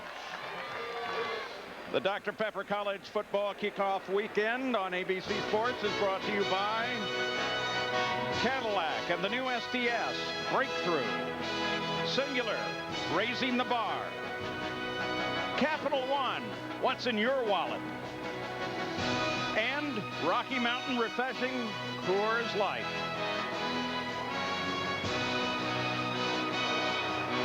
So at least half of the monkey is off of Mendenhall's back, though not a touchdown. It is a score. Yeah, they won't be shut out, which hasn't happened around here very often at all. But I'll tell you, that kick was almost blocked also as Brian Toll shot up the middle. He blocked the first one. He was very close to that one. They got to shore up that protection and find a way to keep him out of the middle there. Now, BYU's only been shut out once in the last 30 years. That was the end of 2003 against Utah. Boy, I bet that hurt. That game's got so much emotion in it anyway. Yeah, tremendous rivalry between the Utes and the Cougars. McLaughlin's a pretty big guy for a kicker, 6'4", 200-pound sophomore.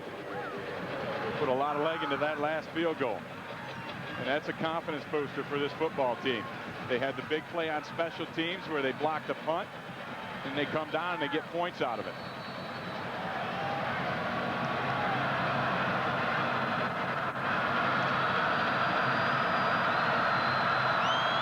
Jared McLaughlin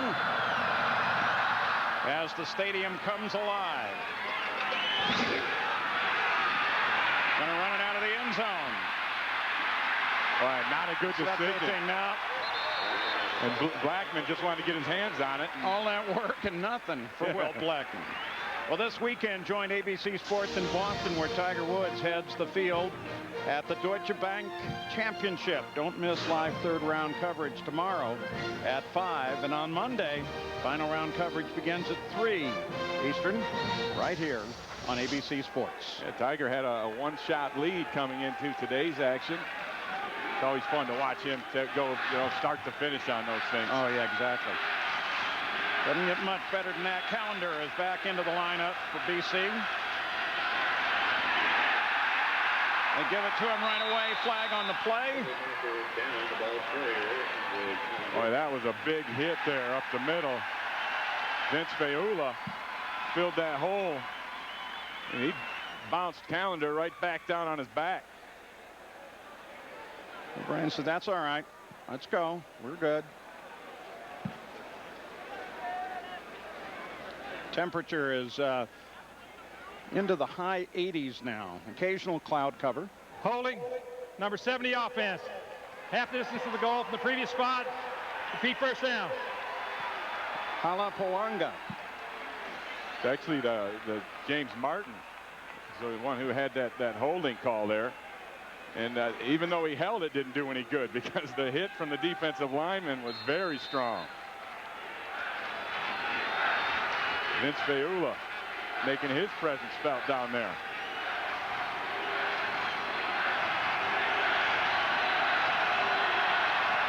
You can feel the momentum shifting here and the crowd getting into it.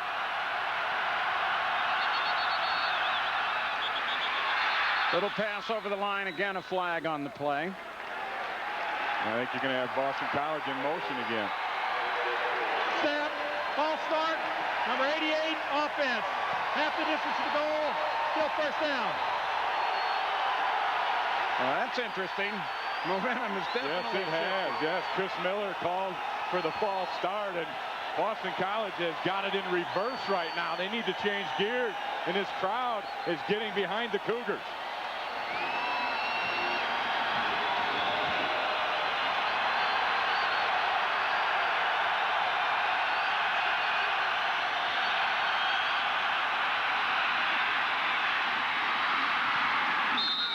A handoff to Callender. He makes some yardage with it. You still got a ways to go. Luke Durant made that tackle. It's a pretty good run there by Callender to get that extra yards, but regardless, because of those penalties, it's still a 2nd and 14 for Tom O'Brien's club.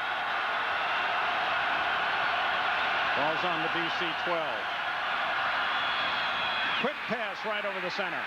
Well, look at that gang tackling.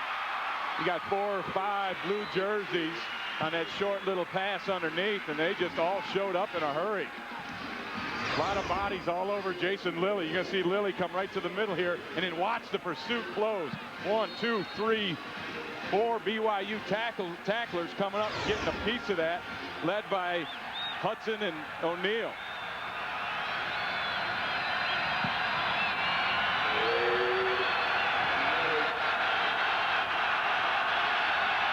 Again, the crowd comes into the game. 3rd and 8. Gonna go deep and overthrows. Intended for number 6, Larry Lester, the wide receiver. Boy, and Nate Solberg is fortunate on that because he bit up on the coverage. Lester got behind him, and it was just a little bit overthrown by Quentin Porter. And I think he had to throw it before he wanted to because there was pressure coming up the middle. That's a great series for the BYU defense and not a good series for Tom O'Brien's offense. So with a 4th and 8. See if they can block another punt, although it doesn't look like they're going after it. Johnny Ayers will be the punter. Get it past to him a little low. He gets a pretty good one away. Taken down. Jasmine Williams right there. Mawika with a return. 40-yard punt, 6-yard return, John Saunders. Well, it's time now for the Pontiac game-changing performance update. You wonder whether or not this week it will be the struggling Oklahoma Sooners. Their young quarterbacks sacked a couple times, turning the balls over a couple times. They lose to TCU. Nominate your Pontiac game-changing performance at ESPN.com, keyword Pontiac. That's your Pontiac game-changing performance update. Paul. So TCU beats Oklahoma. That's big. That's a shocker right there. Well, you always are nervous that first week, and rightly so for Bob Stoops and his group to be nervous, and TCU showed them. Ball intended for Fahutahi, but almost intercepted by 55 Ricky Brown. Yeah, and Kiwi, Matthias Kiwanuka, is the guy who got the hand on it again. That's twice now he's batted down one of those quick screen passes to the sideline. Here's Kiwi right out here, and he's going to come and watch him get the hand up, bat it, and boy, Brown doesn't get many opportunities like that. He would have been gone for 6 points. That would have been a game changer. Afternoon breeze begins to pick up here at Edwards Stadium.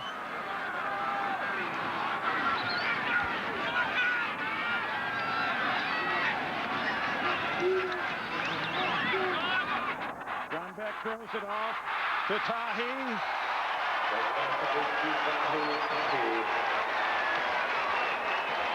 Let's go down to the sidelines again. Vince Welsh. Certainly, guys, the momentum has changed in favor of Brigham Young. And even though BYU has won its opener at home the last 4 years, the home field dominance has weaned the last few years. And it's been a point of emphasis for Bronco Mendenhall as head coach of the first year. The first full day of camp, the team gathered at the stadium, and the staff had radio highlights of great plays of the past piped over the loudspeakers. It's a little more emphasis that you got to get it done at home if you're going to have a good season. You can't say Bronco hasn't done everything you can think of. Pass straight across the middle to Nathan Mickle.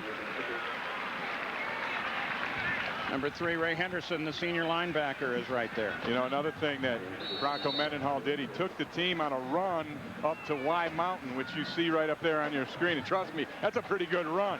But what he did, he told them when he got him up there that we are used to being at the top of the Mountain West Conference. Well, boys, this is the view from the top right up here. Yeah, look down from here and see that university that you owe it all to.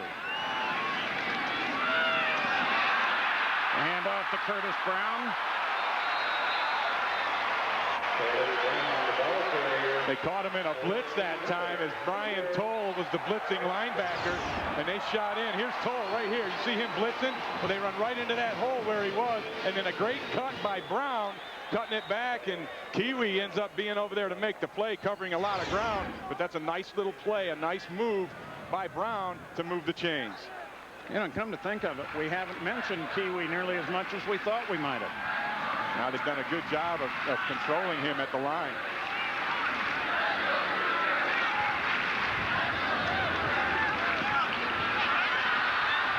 This time Beck is going to run it.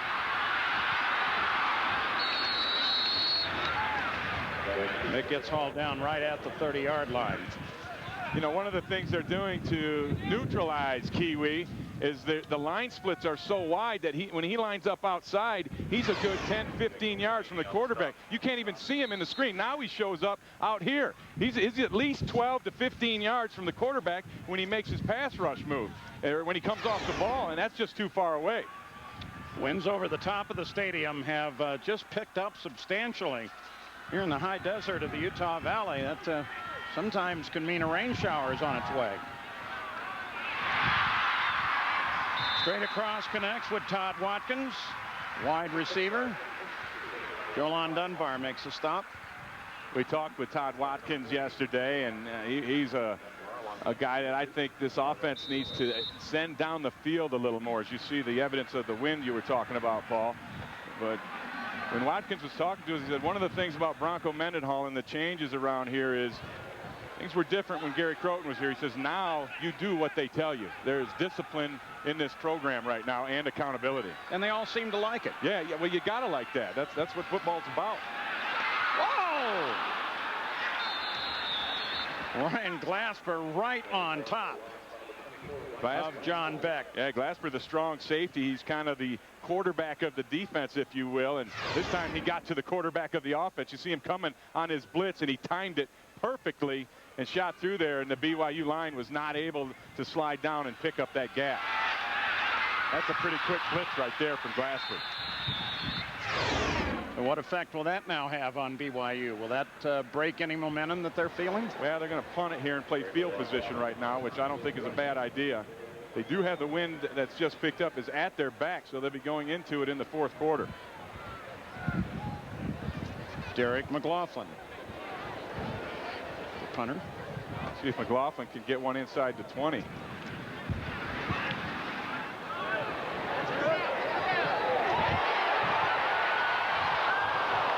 Bad luck on that. That wasn't a bad kick. Will Blackman was hoping, didn't work out. So now we have both schools on the scoreboard, 10-3 BC. John Saunders back in New York with the Dr. Pepper update. Georgia facing Boise State. DJ Shockley has run for a touchdown. This one he throws 40 yards to Kenneth Harris. And a 14-0 lead in the first quarter for Georgia over Boise State. Paul, back to you. So Georgia State looking pretty strong there. Here at Georgia. Here at BYU, you're questioning some of the judgment.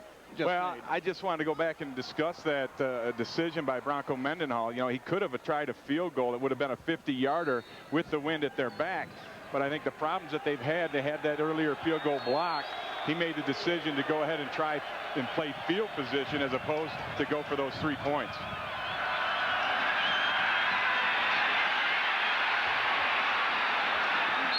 Quentin Porter on a scramble. Keeps it. Gets himself a few yards. 3.5. He'll put it down to set it for 2nd and 8. Quentin Porter wanted to hit his receiver Blackman on that one, but it was great coverage by Chris Hale on a little corner route, and so there was nowhere to go with it. Porter had to scramble.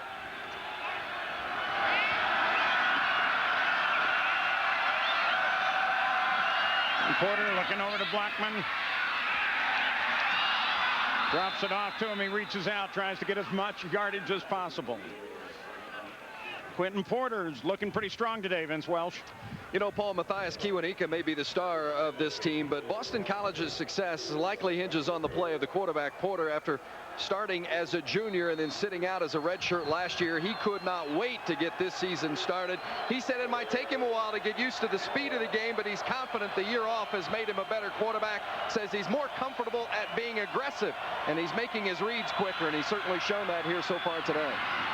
Quentin Porter again goes to Blackman, this time on the right side. Blackman runs it past the 50-yard line. Porter's pass complete to number 1. Dustin Gabriel, number 28 there for BYU to make the stop.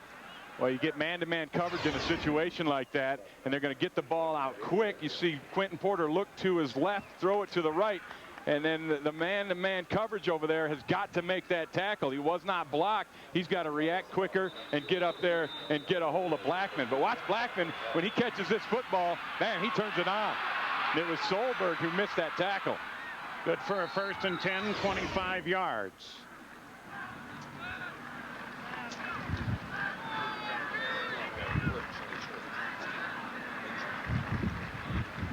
Got an injury timeout down on the field. It looks like the center, Patrick Ross, is being tended to.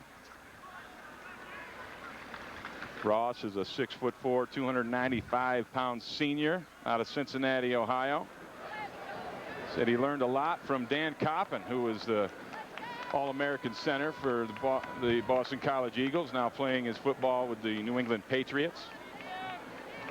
From Xavier in Cincinnati, so he's got a lot of friends on that team.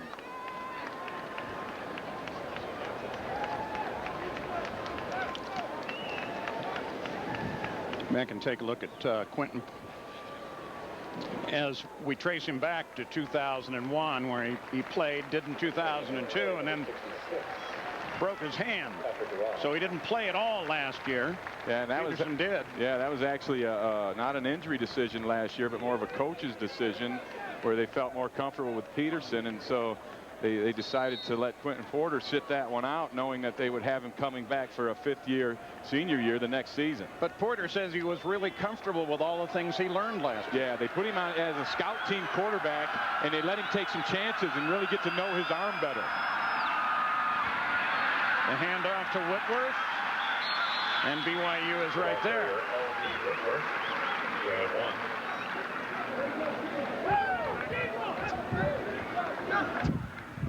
Yeah, Quentin Porter, he spent the season as the scout team quarterback, and really I think that was a great maneuver by Tom O'Brien to let him get in there and go ahead and try to force footballs in with no risk at all. If you throw an interception in practice, that's not a big deal.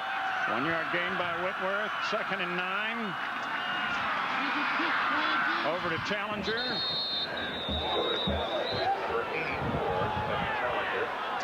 And Challenger runs it out of bounds. 10-3, Boston over BYU. 2:17 left to play in the third quarter. They're running a lot of one-man screens out there. That last play, they sent Gosder Sherlitz, the big 6'7", 310-pound tackle. He went out and blocked the corner, Solberg over there, in a little one-man screen. It's a good little scheme. Brian Keel, BYU, tells this crowd, come on, get up on this, and they respond. Porter's going to keep it, runs to the left side. Finally forced down about the 31-yard line. Got a nice block from his tight end, Chris Miller, on that scramble. And this is the thing that experienced quarterbacks can do. He's going to drop back, and he feels the pressure coming. Nobody open, so let's go get something done. And then you see this block thrown over there by Miller to clear a little more room on the sideline. But the veteran nature and experience of Quentin Porter allows a potentially negative play to turn into a positive. Spot the ball on the BYU 32. Over to Blackman. Another first down. This is that same one-man screen that they've been running that I've been talking about. Little argument going on over here. Yeah, it's getting heated. And it should be. This is a highly contested football game.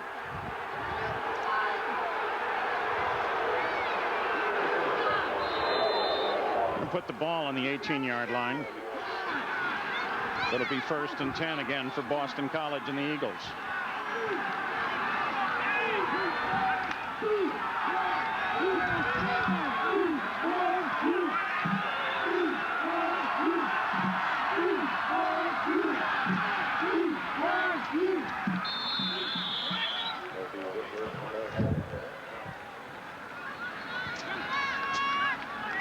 Pretty solid drive being put together here by the Boston College offense right now.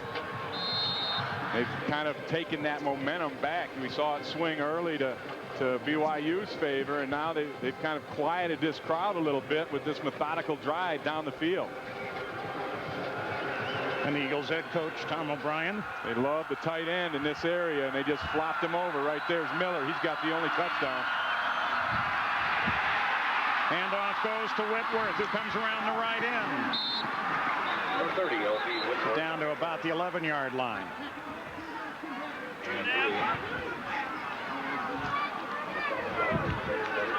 Pretty good pursuit there by the BYU defense. They had a chance to make a play in the backfield, and Whitworth outran that tackler, and then the pursuit caught up to him.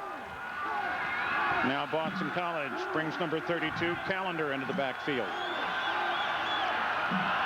Whitworth a little rest. He's a guy you got to keep an eye on, that tight end.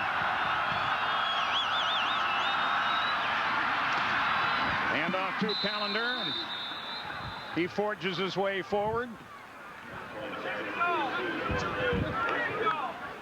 You give him 1st and goal there, Paul. And they ran that thing right behind the tight end, Ryan Purvis, and Purvis had an excellent hook block on the edge there. Took his man, got to his outside shoulder, and pushed him all the way back 3, 4, 5 yards, and that allowed Callender to get that first down. So 1st and goal, Boston College is threatening again. They lead by 7. You don't get very far with that one. No, this is where Boston College will hang their hat on that offensive line, that big group up front, and they'll just go ahead and line up and smash it at you, and smash it at you again, smash it at you again, and then they'll come with that play action.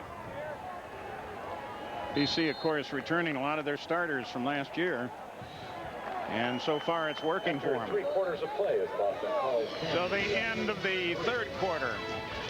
And can Boston College still hold on to the lead? ABC Sports presentation of college football will return after this message and a word from our ABC station.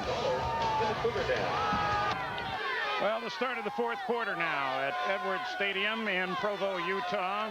And this front line for the offense of Boston College is showing its power. Yeah, you look at it, all these are career starts, 92 total career starts for this group, and they have taken over on this drive. They've run the football effectively.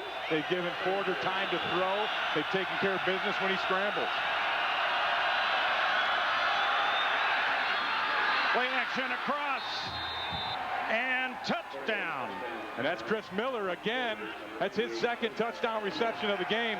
I said they love the tight end in the red zone, and sure enough, they bootleg it out to the right side. Miller makes a little fake on his block. You're going to watch him right here. He comes down, blocks, and then leads late. And that's so hard for a linebacker to have the discipline, or a coverage man to have the discipline to stay with that. When you read initially, you see him blocking, you say, okay, it's run. And then all of a sudden, he disappears out of that block and is wide open in the corner. Nice scheme, nice play call by Dana Bible. And Oliger makes the extra point. So it's now 17-3 as we start the fourth quarter. Tomorrow, Dr. Pepper College football kickoff weekend on ABC features West Virginia and Syracuse at 1:30 in the East. And then on Monday night, it's the game of the year in the ACC. Number 9, Miami, heads off to Tallahassee to take on number 14, Florida State. One of college football's great interstate rivalries. Monday night, 8/5 Pacific, right here on ABC. Oh, we're loving it. This is Eagle weather now, baby. You see Boston College, they took the momentum. They took the crowd right out of this thing. BYU women's soccer faces Utah State. Take a look at that scoring drive, Ray, on our Nissan Drive summary. Oh, the Nissan Drive summary. Okay. Well, look at it. 13 plays. That's a tremendous drive. You know your front and your offensive line is controlling things when you can run 13 plays in an 80-yard scoring drive. And they took care of the business up front. And I thought that Quentin Porter made a lot of good decisions, didn't force the ball. If you recall, he scrambled a couple of times in that drive to keep it alive. And then when they got down in the red zone, they brought the hammer in the form of running back Andre Callender, and then they snuck him with the tight end on that bootleg on that third down. Well, the fans here in Provo begin to stomp the seats, and they're going to need to help their team out. It's 17-3. Here just a few seconds into the fourth quarter. BC with their very powerful front line, all returning starters, has just whittled away at Brigham Young University.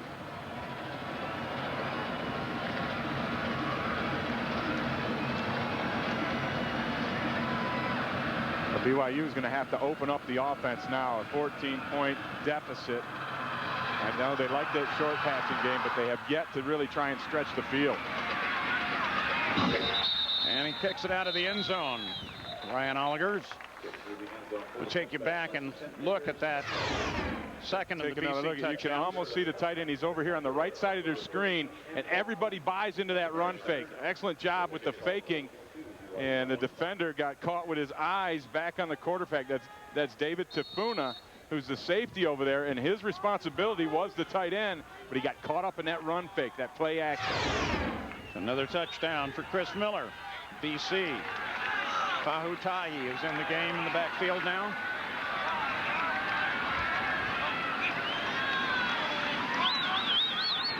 John Beck, short, right over the center of the line. Connects up with Nathan Mickle. They've been going to him a lot. Yeah, he's kind of the slot guy that they run him right underneath a lot. And Boston College played a zone defense. They allowed that play. The linebackers drop back. They make him throw it underneath, come up and make a play, which is exactly what Ray Henderson did at that linebacker spot. Hi, Mom. There's a little hi, Mom, from Mr. Miller. A couple of touchdowns today. I'm sure Mom is very pleased.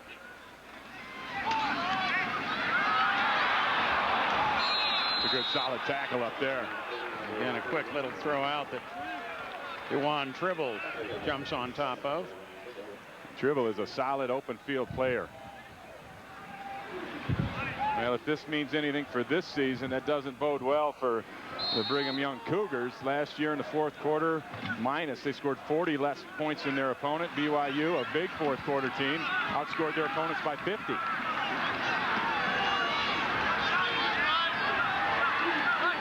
Bronco Mendenhall wants a little more than he's getting. The shotgun again. Beck decides to keep it. Doesn't travel very far. Well, it's just good coverage in the secondary by the Eagles. They took away anything that was deep. The only man that was open on that was Dan Coates, the tight end, over in the flats. And Beck didn't really have the time to get his eyes all the way over there as the protection broke down. Well, the wind seems to be still fairly strong over the top of the stadium, swirling around, and the stadium's enclosed on all four sides. Got a couple of real good return men back there for Boston College, Tribble and Blackman.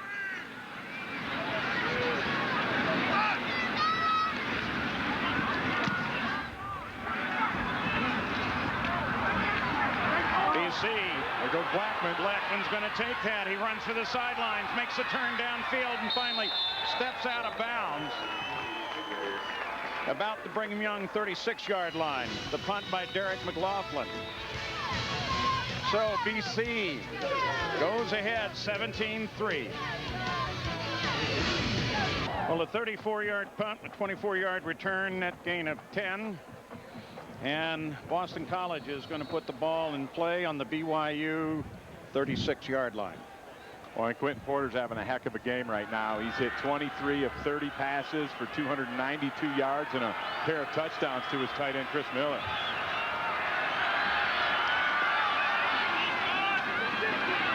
Comes a crossover on the left side, connects up with Larry Lester. Let me correct myself. It's 202 yards that Porter's thrown for, not 292. Well, but the way he's going. But it's pretty good either way. Just hold on to that number, Ray. Let me just wait for you for a second. And the thing that they have established is the running game, and then that makes the play action work off of that. And that's really what this Boston College Eagle offense is all about, and they've executed it very well today. It certainly seems like the year on the scout team has helped Porter. Yeah, I can't really say that he's made a bad decision yet.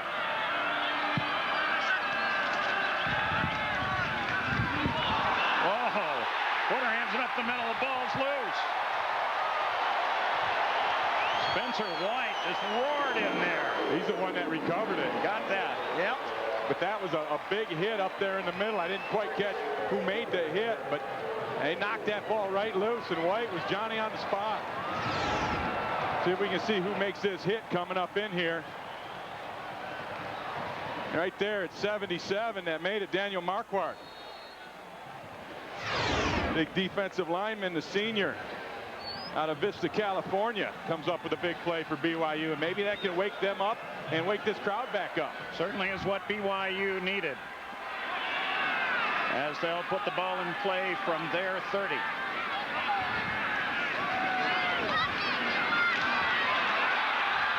Some indecision there by John Beck. Finally throws the ball away.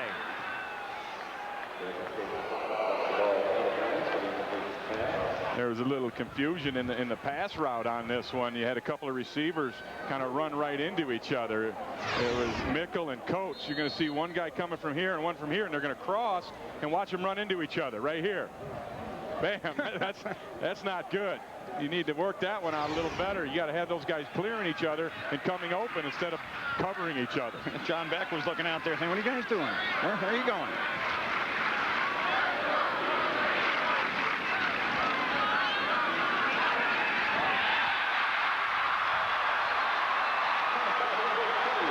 Straight over to Matt Allen for the game. Let's go back to New York. John Saunders. Ball on the singular All-America Player of the Week update. Your vote might go for Brian Calhoun of Wisconsin, who went for over 200 yards and 5 touchdowns. The 5 TDs tying a school record. Text vote to 87654 now on your singular phone for your ballot and a chance to win a trip to the national championship. Paul.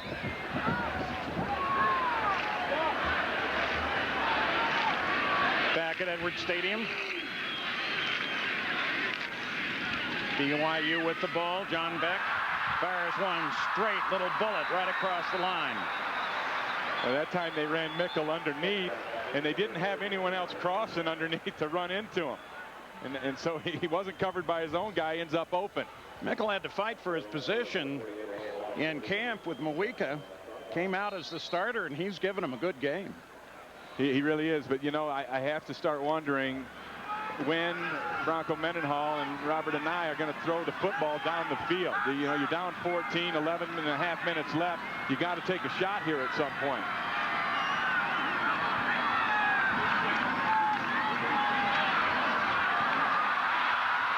Throughout the Fahy on the left side.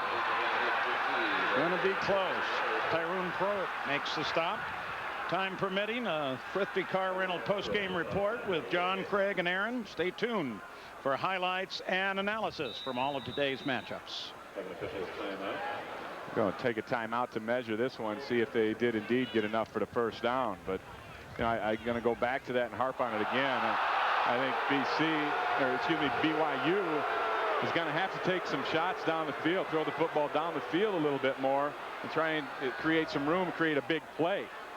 All these short completions will move the chains and get you moving down the field, but it's not going to light points up on the board, and that's been the problem. Not so sure that the BYU fans have been all that approving of the ACC officiating here today, but they like that one. It gives BYU a 1st and 10. And they are in the Boston College territory. The ball sitting on about the 43-yard line. Yeah, I haven't known fans to approve of officiating on a consistent basis throughout. Yeah. Nor coaches, for that matter. That too. You having been one, being one.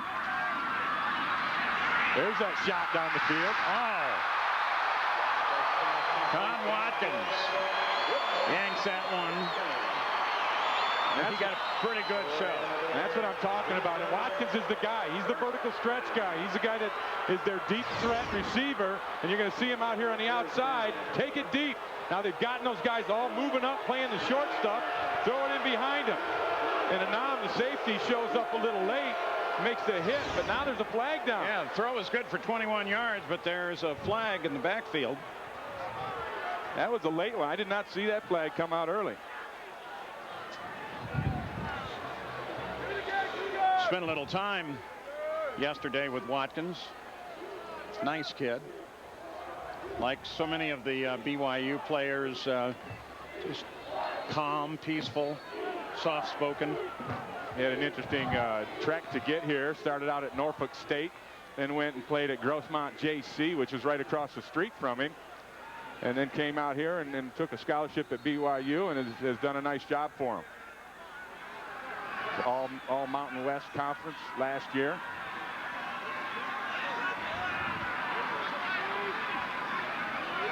Well, what they thought was a great game now turns out to be pretty costly for BYU. Straight across the line here to Curtis Brown. It's a good advance, but it still keeps them a little over 9, maybe 10 yards from the first down. Right. The holding penalty being very costly. Yeah, and they sent the receivers on deep routes again that last play. And what that did is it took all those defenders back now and created room underneath for Brown to work when he made the catch. I just think they need to run more deep routes with the receivers. John Beck now a new personal best with 35 completions. And he's going to go real long, and it's not going to work. Pass intended for Matt Allen. Yeah. Tribble was right there riding him. Yeah, and the crowd wanted a pass interference on that as Allen was covered pretty well by Tribble, but the nature of the pass was kind of an up for grabs one. You see the blitz came, and Beck stepped up into the pocket, made the tall throw, and I just think that was just a little incidental bumping there at the end of the play. I think the fans are, you know, they're homers and they want their calls, but I don't think that was pass interference at all. Yeah, it's really hard to tell there. Their feet might have gotten tangled, but that's such a thin line between interfering and just going for the pass.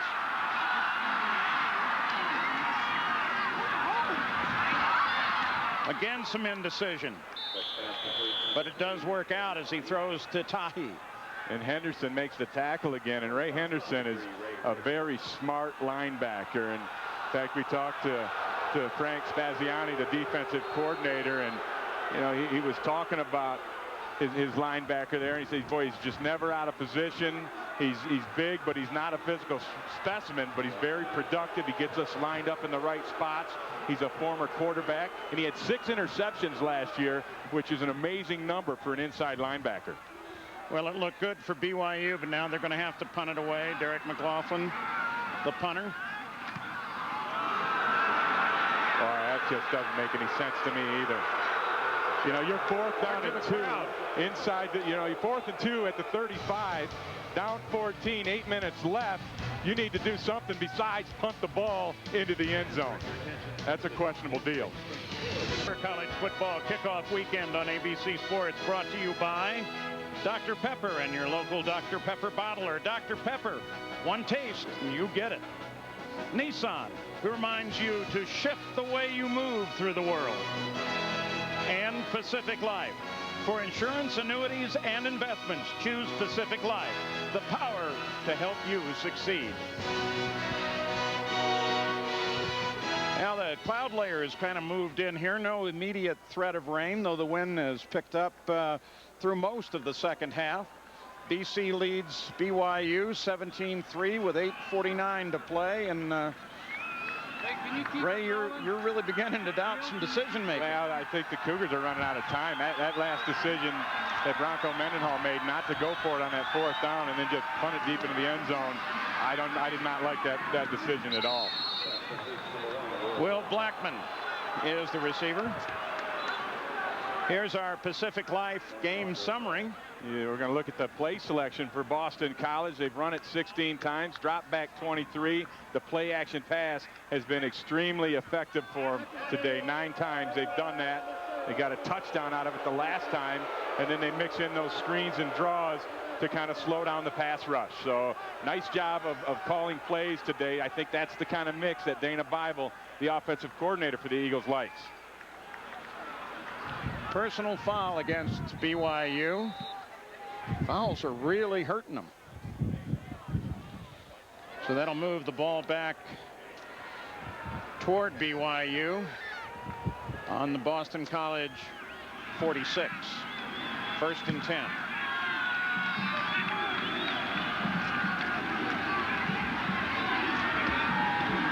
Hand off to Whitworth. He comes to the left side. And they're right now into the power mode, that 5-minute offense that you run at the end of the game. And you're going to see these 2 linemen right here pull outside, and that's a lot of beef coming around the corner at you. You got Martin at 6'8", 313, and Trueblood at 6'9", 330. That's a moving wall right there. I think that should have been considered inbounds. Keep the clock going there.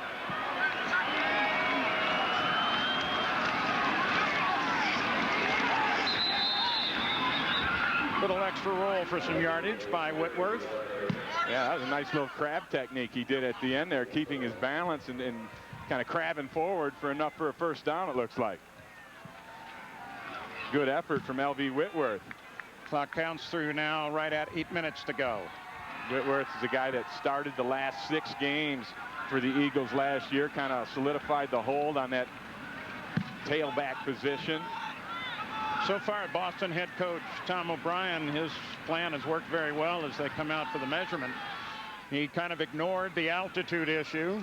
Team got in late, but they've overcome all that, Paul. They have, and they followed the Texas Tech game book, which helped them prepare for BYU because they weren't sure, but they said actually, we're really playing against ghosts until we get on the field. Right, they've done a good job against those ghosts. And the other thing is, Tom O'Brien's football team is well coached. They're solid, they're sound, they make very few mistakes, and they really just take care of their business and let the other team kind of beat themselves. And we've seen a lot of that today.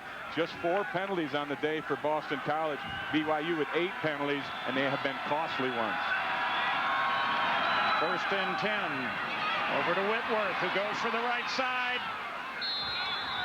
Looked like he might have been clear until Solberg stepped up to stop him. That's a great block on the edge there by number 88, Chris Miller, the tight end.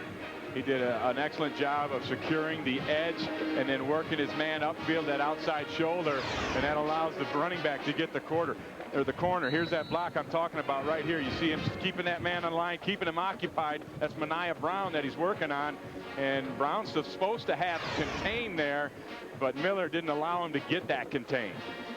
Ran it out of bounds again. 2nd in a row.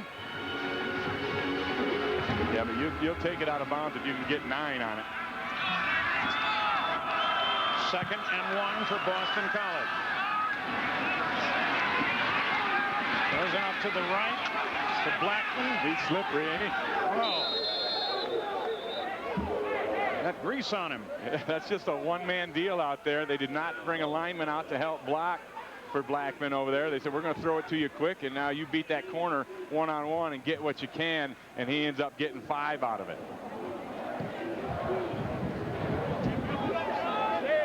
And with that, of course, 1st down. Yeah, they talked to us when we spoke to Dana Bible, and Tom O'Brien mentioned it as well. They just need to get him touches. They want to get touches, get that ball in the number 1's hands, Will Blackman, and let him do his thing. They reset the sideline markers. Blackman on receptions, 7 for 90 yards. A nice debut as a wide receiver. Oh, Boston College now running 3. Whitworth. And he gets it down to the Brigham Young 9.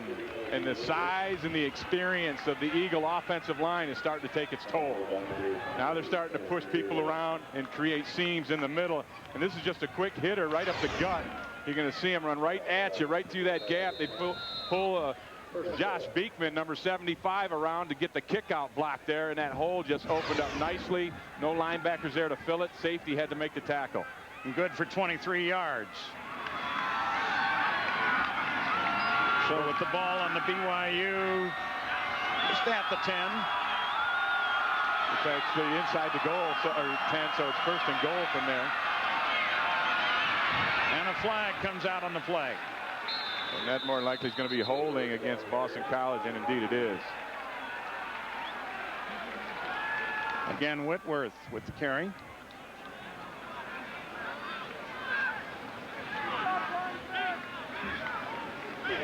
Holding, 75 offense, 10 yards to previous spot. Repeat 1st down. Well, Beekman made the big block the play before and comes back with this one and ends up getting a holding call. We'll see if we can find him for you here. Here's Beekman right here, and you see him go ahead and grab right there, and they're going to call that one when you wrap your arms around a defender and hug him around.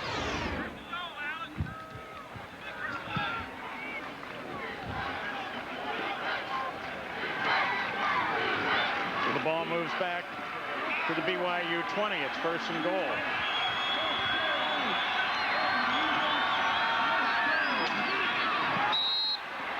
Pass out to the left. Out of reach for Will Blackman. And tomorrow, Dr. Pepper College Football Kickoff Weekend on ABC features West Virginia and Syracuse at 1:30 in the East. And then Monday night, it's the game of the year in the ACC. Number 9 Miami heads to Tallahassee. They're going to take on number 14 Florida State. One of college football's great interstate rivalries. Monday night, 8/5 Pacific, and it's right here on ABC. 6:02 to play in the game. Boston College 17 over BYU's 3, and they're threatening again. Off to Whitworth. Good for about 3.5 yards.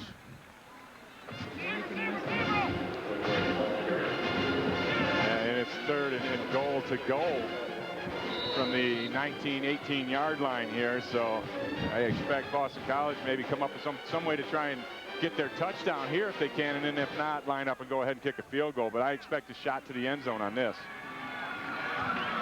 Ball spotted on the BYU 18.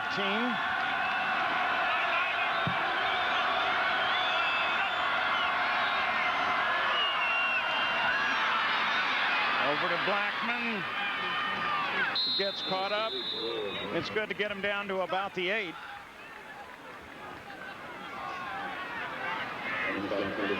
So now you're at 4th and goal on the 8. What do you think, Ray? I think you kick a field goal and make it a 3-possession ball game is what I think. And then, of course, I think you wait for that clock to run down before you do it. Eat up as much time as possible.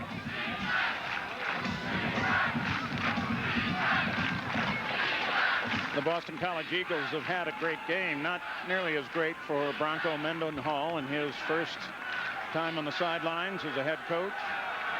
New head coach at Brigham Young. Little confusion there. Yeah, I think he was just running that clock down all the way to get as much of it as he can and then take that time out before he gets to delay a game. So BYU has got a hard road ahead. Can they do it? Doesn't seem likely. We'll be back. To 3 for Boston College. A 26-yard attempt.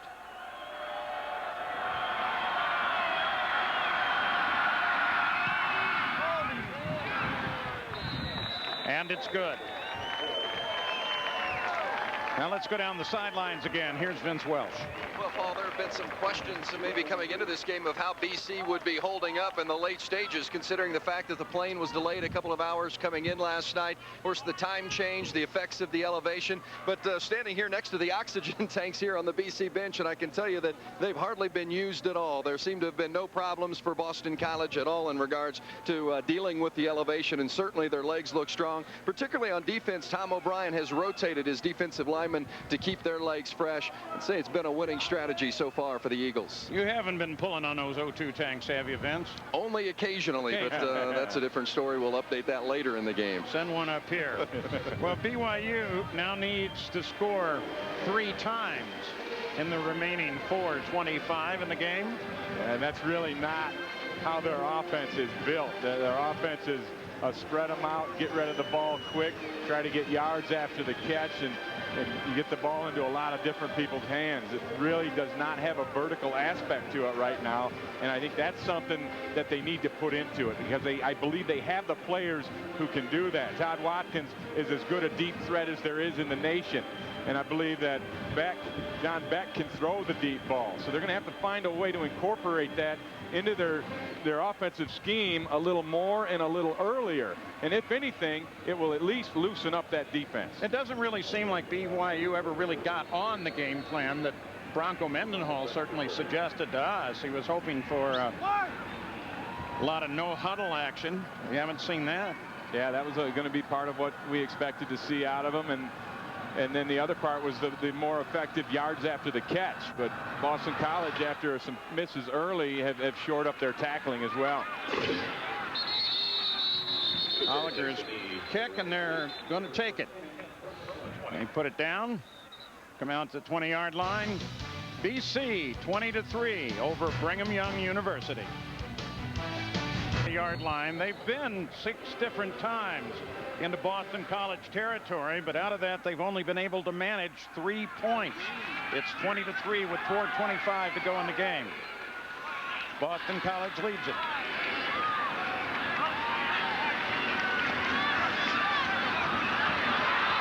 Beck's in trouble. Al Washington just came roaring in there on top of Beck. Yeah, I tell you what, just to talk more about Boston College, I think Quentin Porter has come out here and picked up where he left off a couple years ago as a starting quarterback. 27-35, that's 77% of his passes he's completed. No interceptions and a pair of touchdowns. That's a heck of a day. This time Beck gets it away, but Michael Reed can't handle it. I think BYU is going to have to go back to the drawing board a little bit on this offense. You know, they've executed the short stuff fairly well, but the problem is now it takes you too long to move down the field. You're going to eventually shoot yourself in the foot and make a mistake, or the defense is going to rise up and make a play. And what they need to get is a little more explosiveness, a little more vertical stuff down the field, and try to create some big plays. Defense will give you that kind of play all day long, Paul. It just doesn't hurt you. Yeah, but it's not getting you the long yardage. Yeah, there's going to be 15 more long ones on that. Henderson just had to get that last push in. I can relate to that, being a former linebacker. You know, you just like to get them in if you can. Little exclamation mark. Late hit out of bounds, number 3 against the defense. 15 yards from the end of the run. Automatic first down.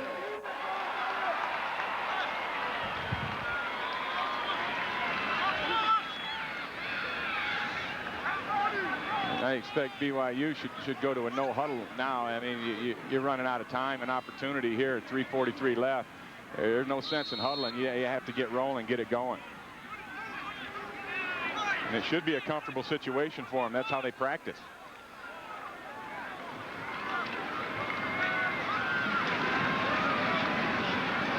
Well, he looks long with this one and was in hopes that Todd Watkins was going to catch it. Nope. They needed to do that in the first quarter. Yep, BYU really needs something big to happen just to bolster the fans. We're at Provo, Utah, Lavelle Edwards Stadium, the home of Brigham Young University. And Boston College is now 20-3 over BYU with 3:43 left to go. I'm Paul Page. Ray Bentley is here. Vince Welsh on the sidelines. This time he connects. Michael Reed's got it. That's the longest play of the day for BYU, 27 yards. ABC News, World News tonight, or local programming will come up following the game here in Provo.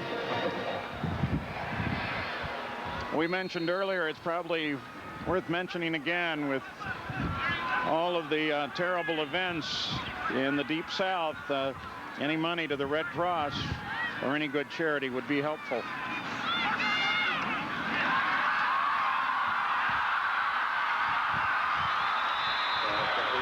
Let's go to John Saunders in New York. Well, in the Colorado State game, State led 21-10 in the fourth quarter. It was a tie game. They throw an interception, does Colorado State, and it sets this up. Hugh Charles with a 23-yard run. Colorado has come all the way back to take the lead, Paul.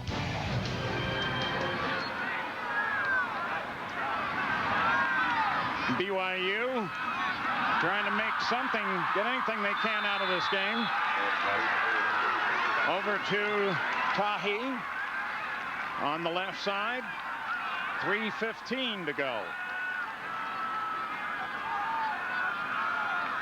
So they're able to work the positive part of the game, 10 different receivers here. Yeah, that part of the plan worked. I just think they need to work in some more vertical type stuff early on to threaten the defense deep, take those shots deep, and then come back and mix in your underneath stuff. But if you just do underneath stuff all day long, that's just not going to get you home as often as you need to get. And they need the touchdown to whet the fans' appetite.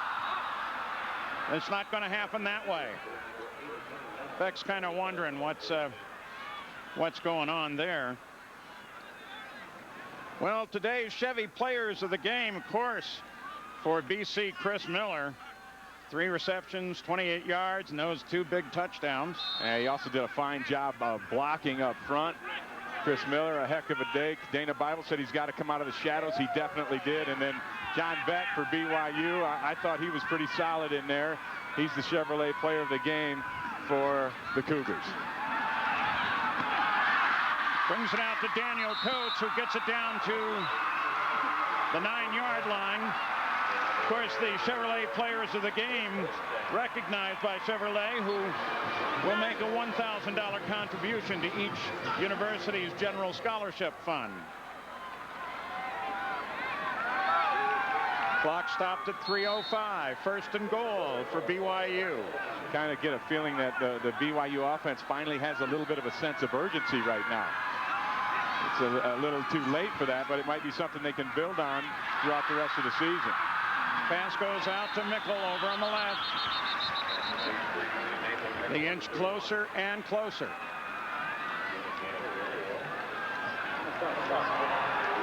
And the same thing that we've seen happen when they get close, they shoot themselves in the foot with another penalty. After the game, ABC World News Tonight or local programming, depending on where in the United States you are. Holding, 73 offense, 10 yards to the previous spot. Repeat first down. Well, that's hurt them right from the get-go in this game.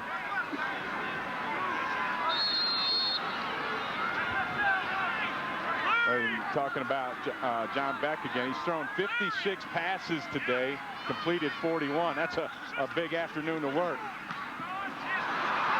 Oh! It was close, but no interception, no reception. And a big hit on Matt Allen. He's still down there, a little slow getting up. And that's another thing you're going to do is, you know, that ball was tipped a little bit at the line by Keith Willis, but when the ball's tipped, your receivers hung out to dry, and the Boston College linebackers will come up and they will make you pay in a situation like that. Matt Allen, a wide receiver from Cactus High School in Peoria, Arizona. They walk him to the sidelines. Took a pretty good shot there. I'm impressed with the Boston College linebackers. Ricky Brown, Ray Henderson, Brian Toll, very solid football players. This time he goes for the end zone and just over the top of Todd Watkins' hands. Well, Watkins was open on that corner route. The safety didn't quite get over far enough, and the corner is he's playing the flats over there, so he's not dropping far enough. That one, had Beck made a better throw, that's going to be wide open. You can see the safety's a little bit late coming over the top. Right there, he lost sight of things, and Tribble was the corner. It wasn't really his play, and Glasper's the guy who didn't quite get over there. 3rd and goal for BYU. 2:40 to go in the game. Watkins looks down the middle this time. Mild disagreement on the field.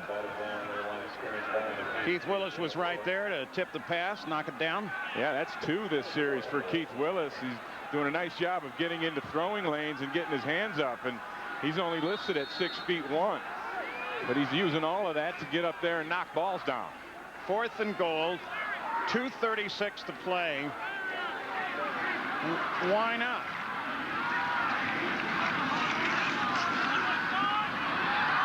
Out to the corner again, and no good.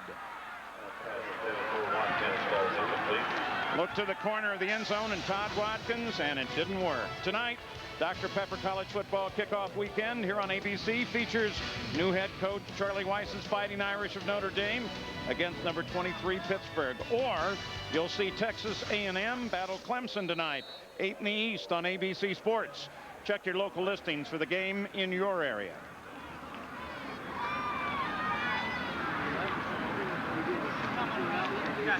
.230 to go. Score is 20-3. Boston College comes into this game rated 22nd in the AP poll. Now takes the ball and moves it up to about the 27-yard line. Yeah, they're in there. Andre Callender carrying.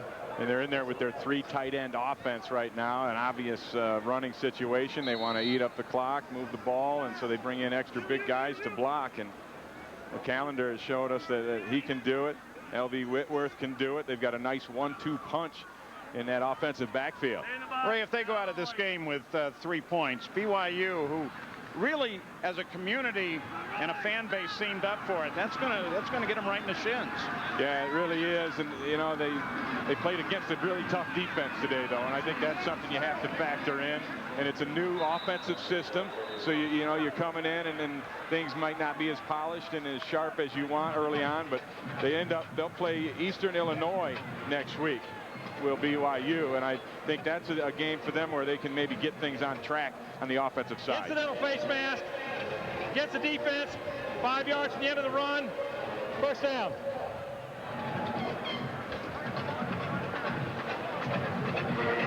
Bronco Mendenhall. 7 times today they were in Boston College territory. We told you before, just 3 points for all that effort. And a lot of it was their own undoing, you know, with the penalties that they had down there and just the mistakes that were made. They moved the ball good until they got into BC territory, and give BC credit too. They played to bend but don't break, and they stood up down there when they had to, and so it was a kind of a combination of all those things. And this is your favorite play as an offensive coach. Just dropped back, dropped to his knee. This one means you pretty much got yourself a W. You're confident that you have won this ball game.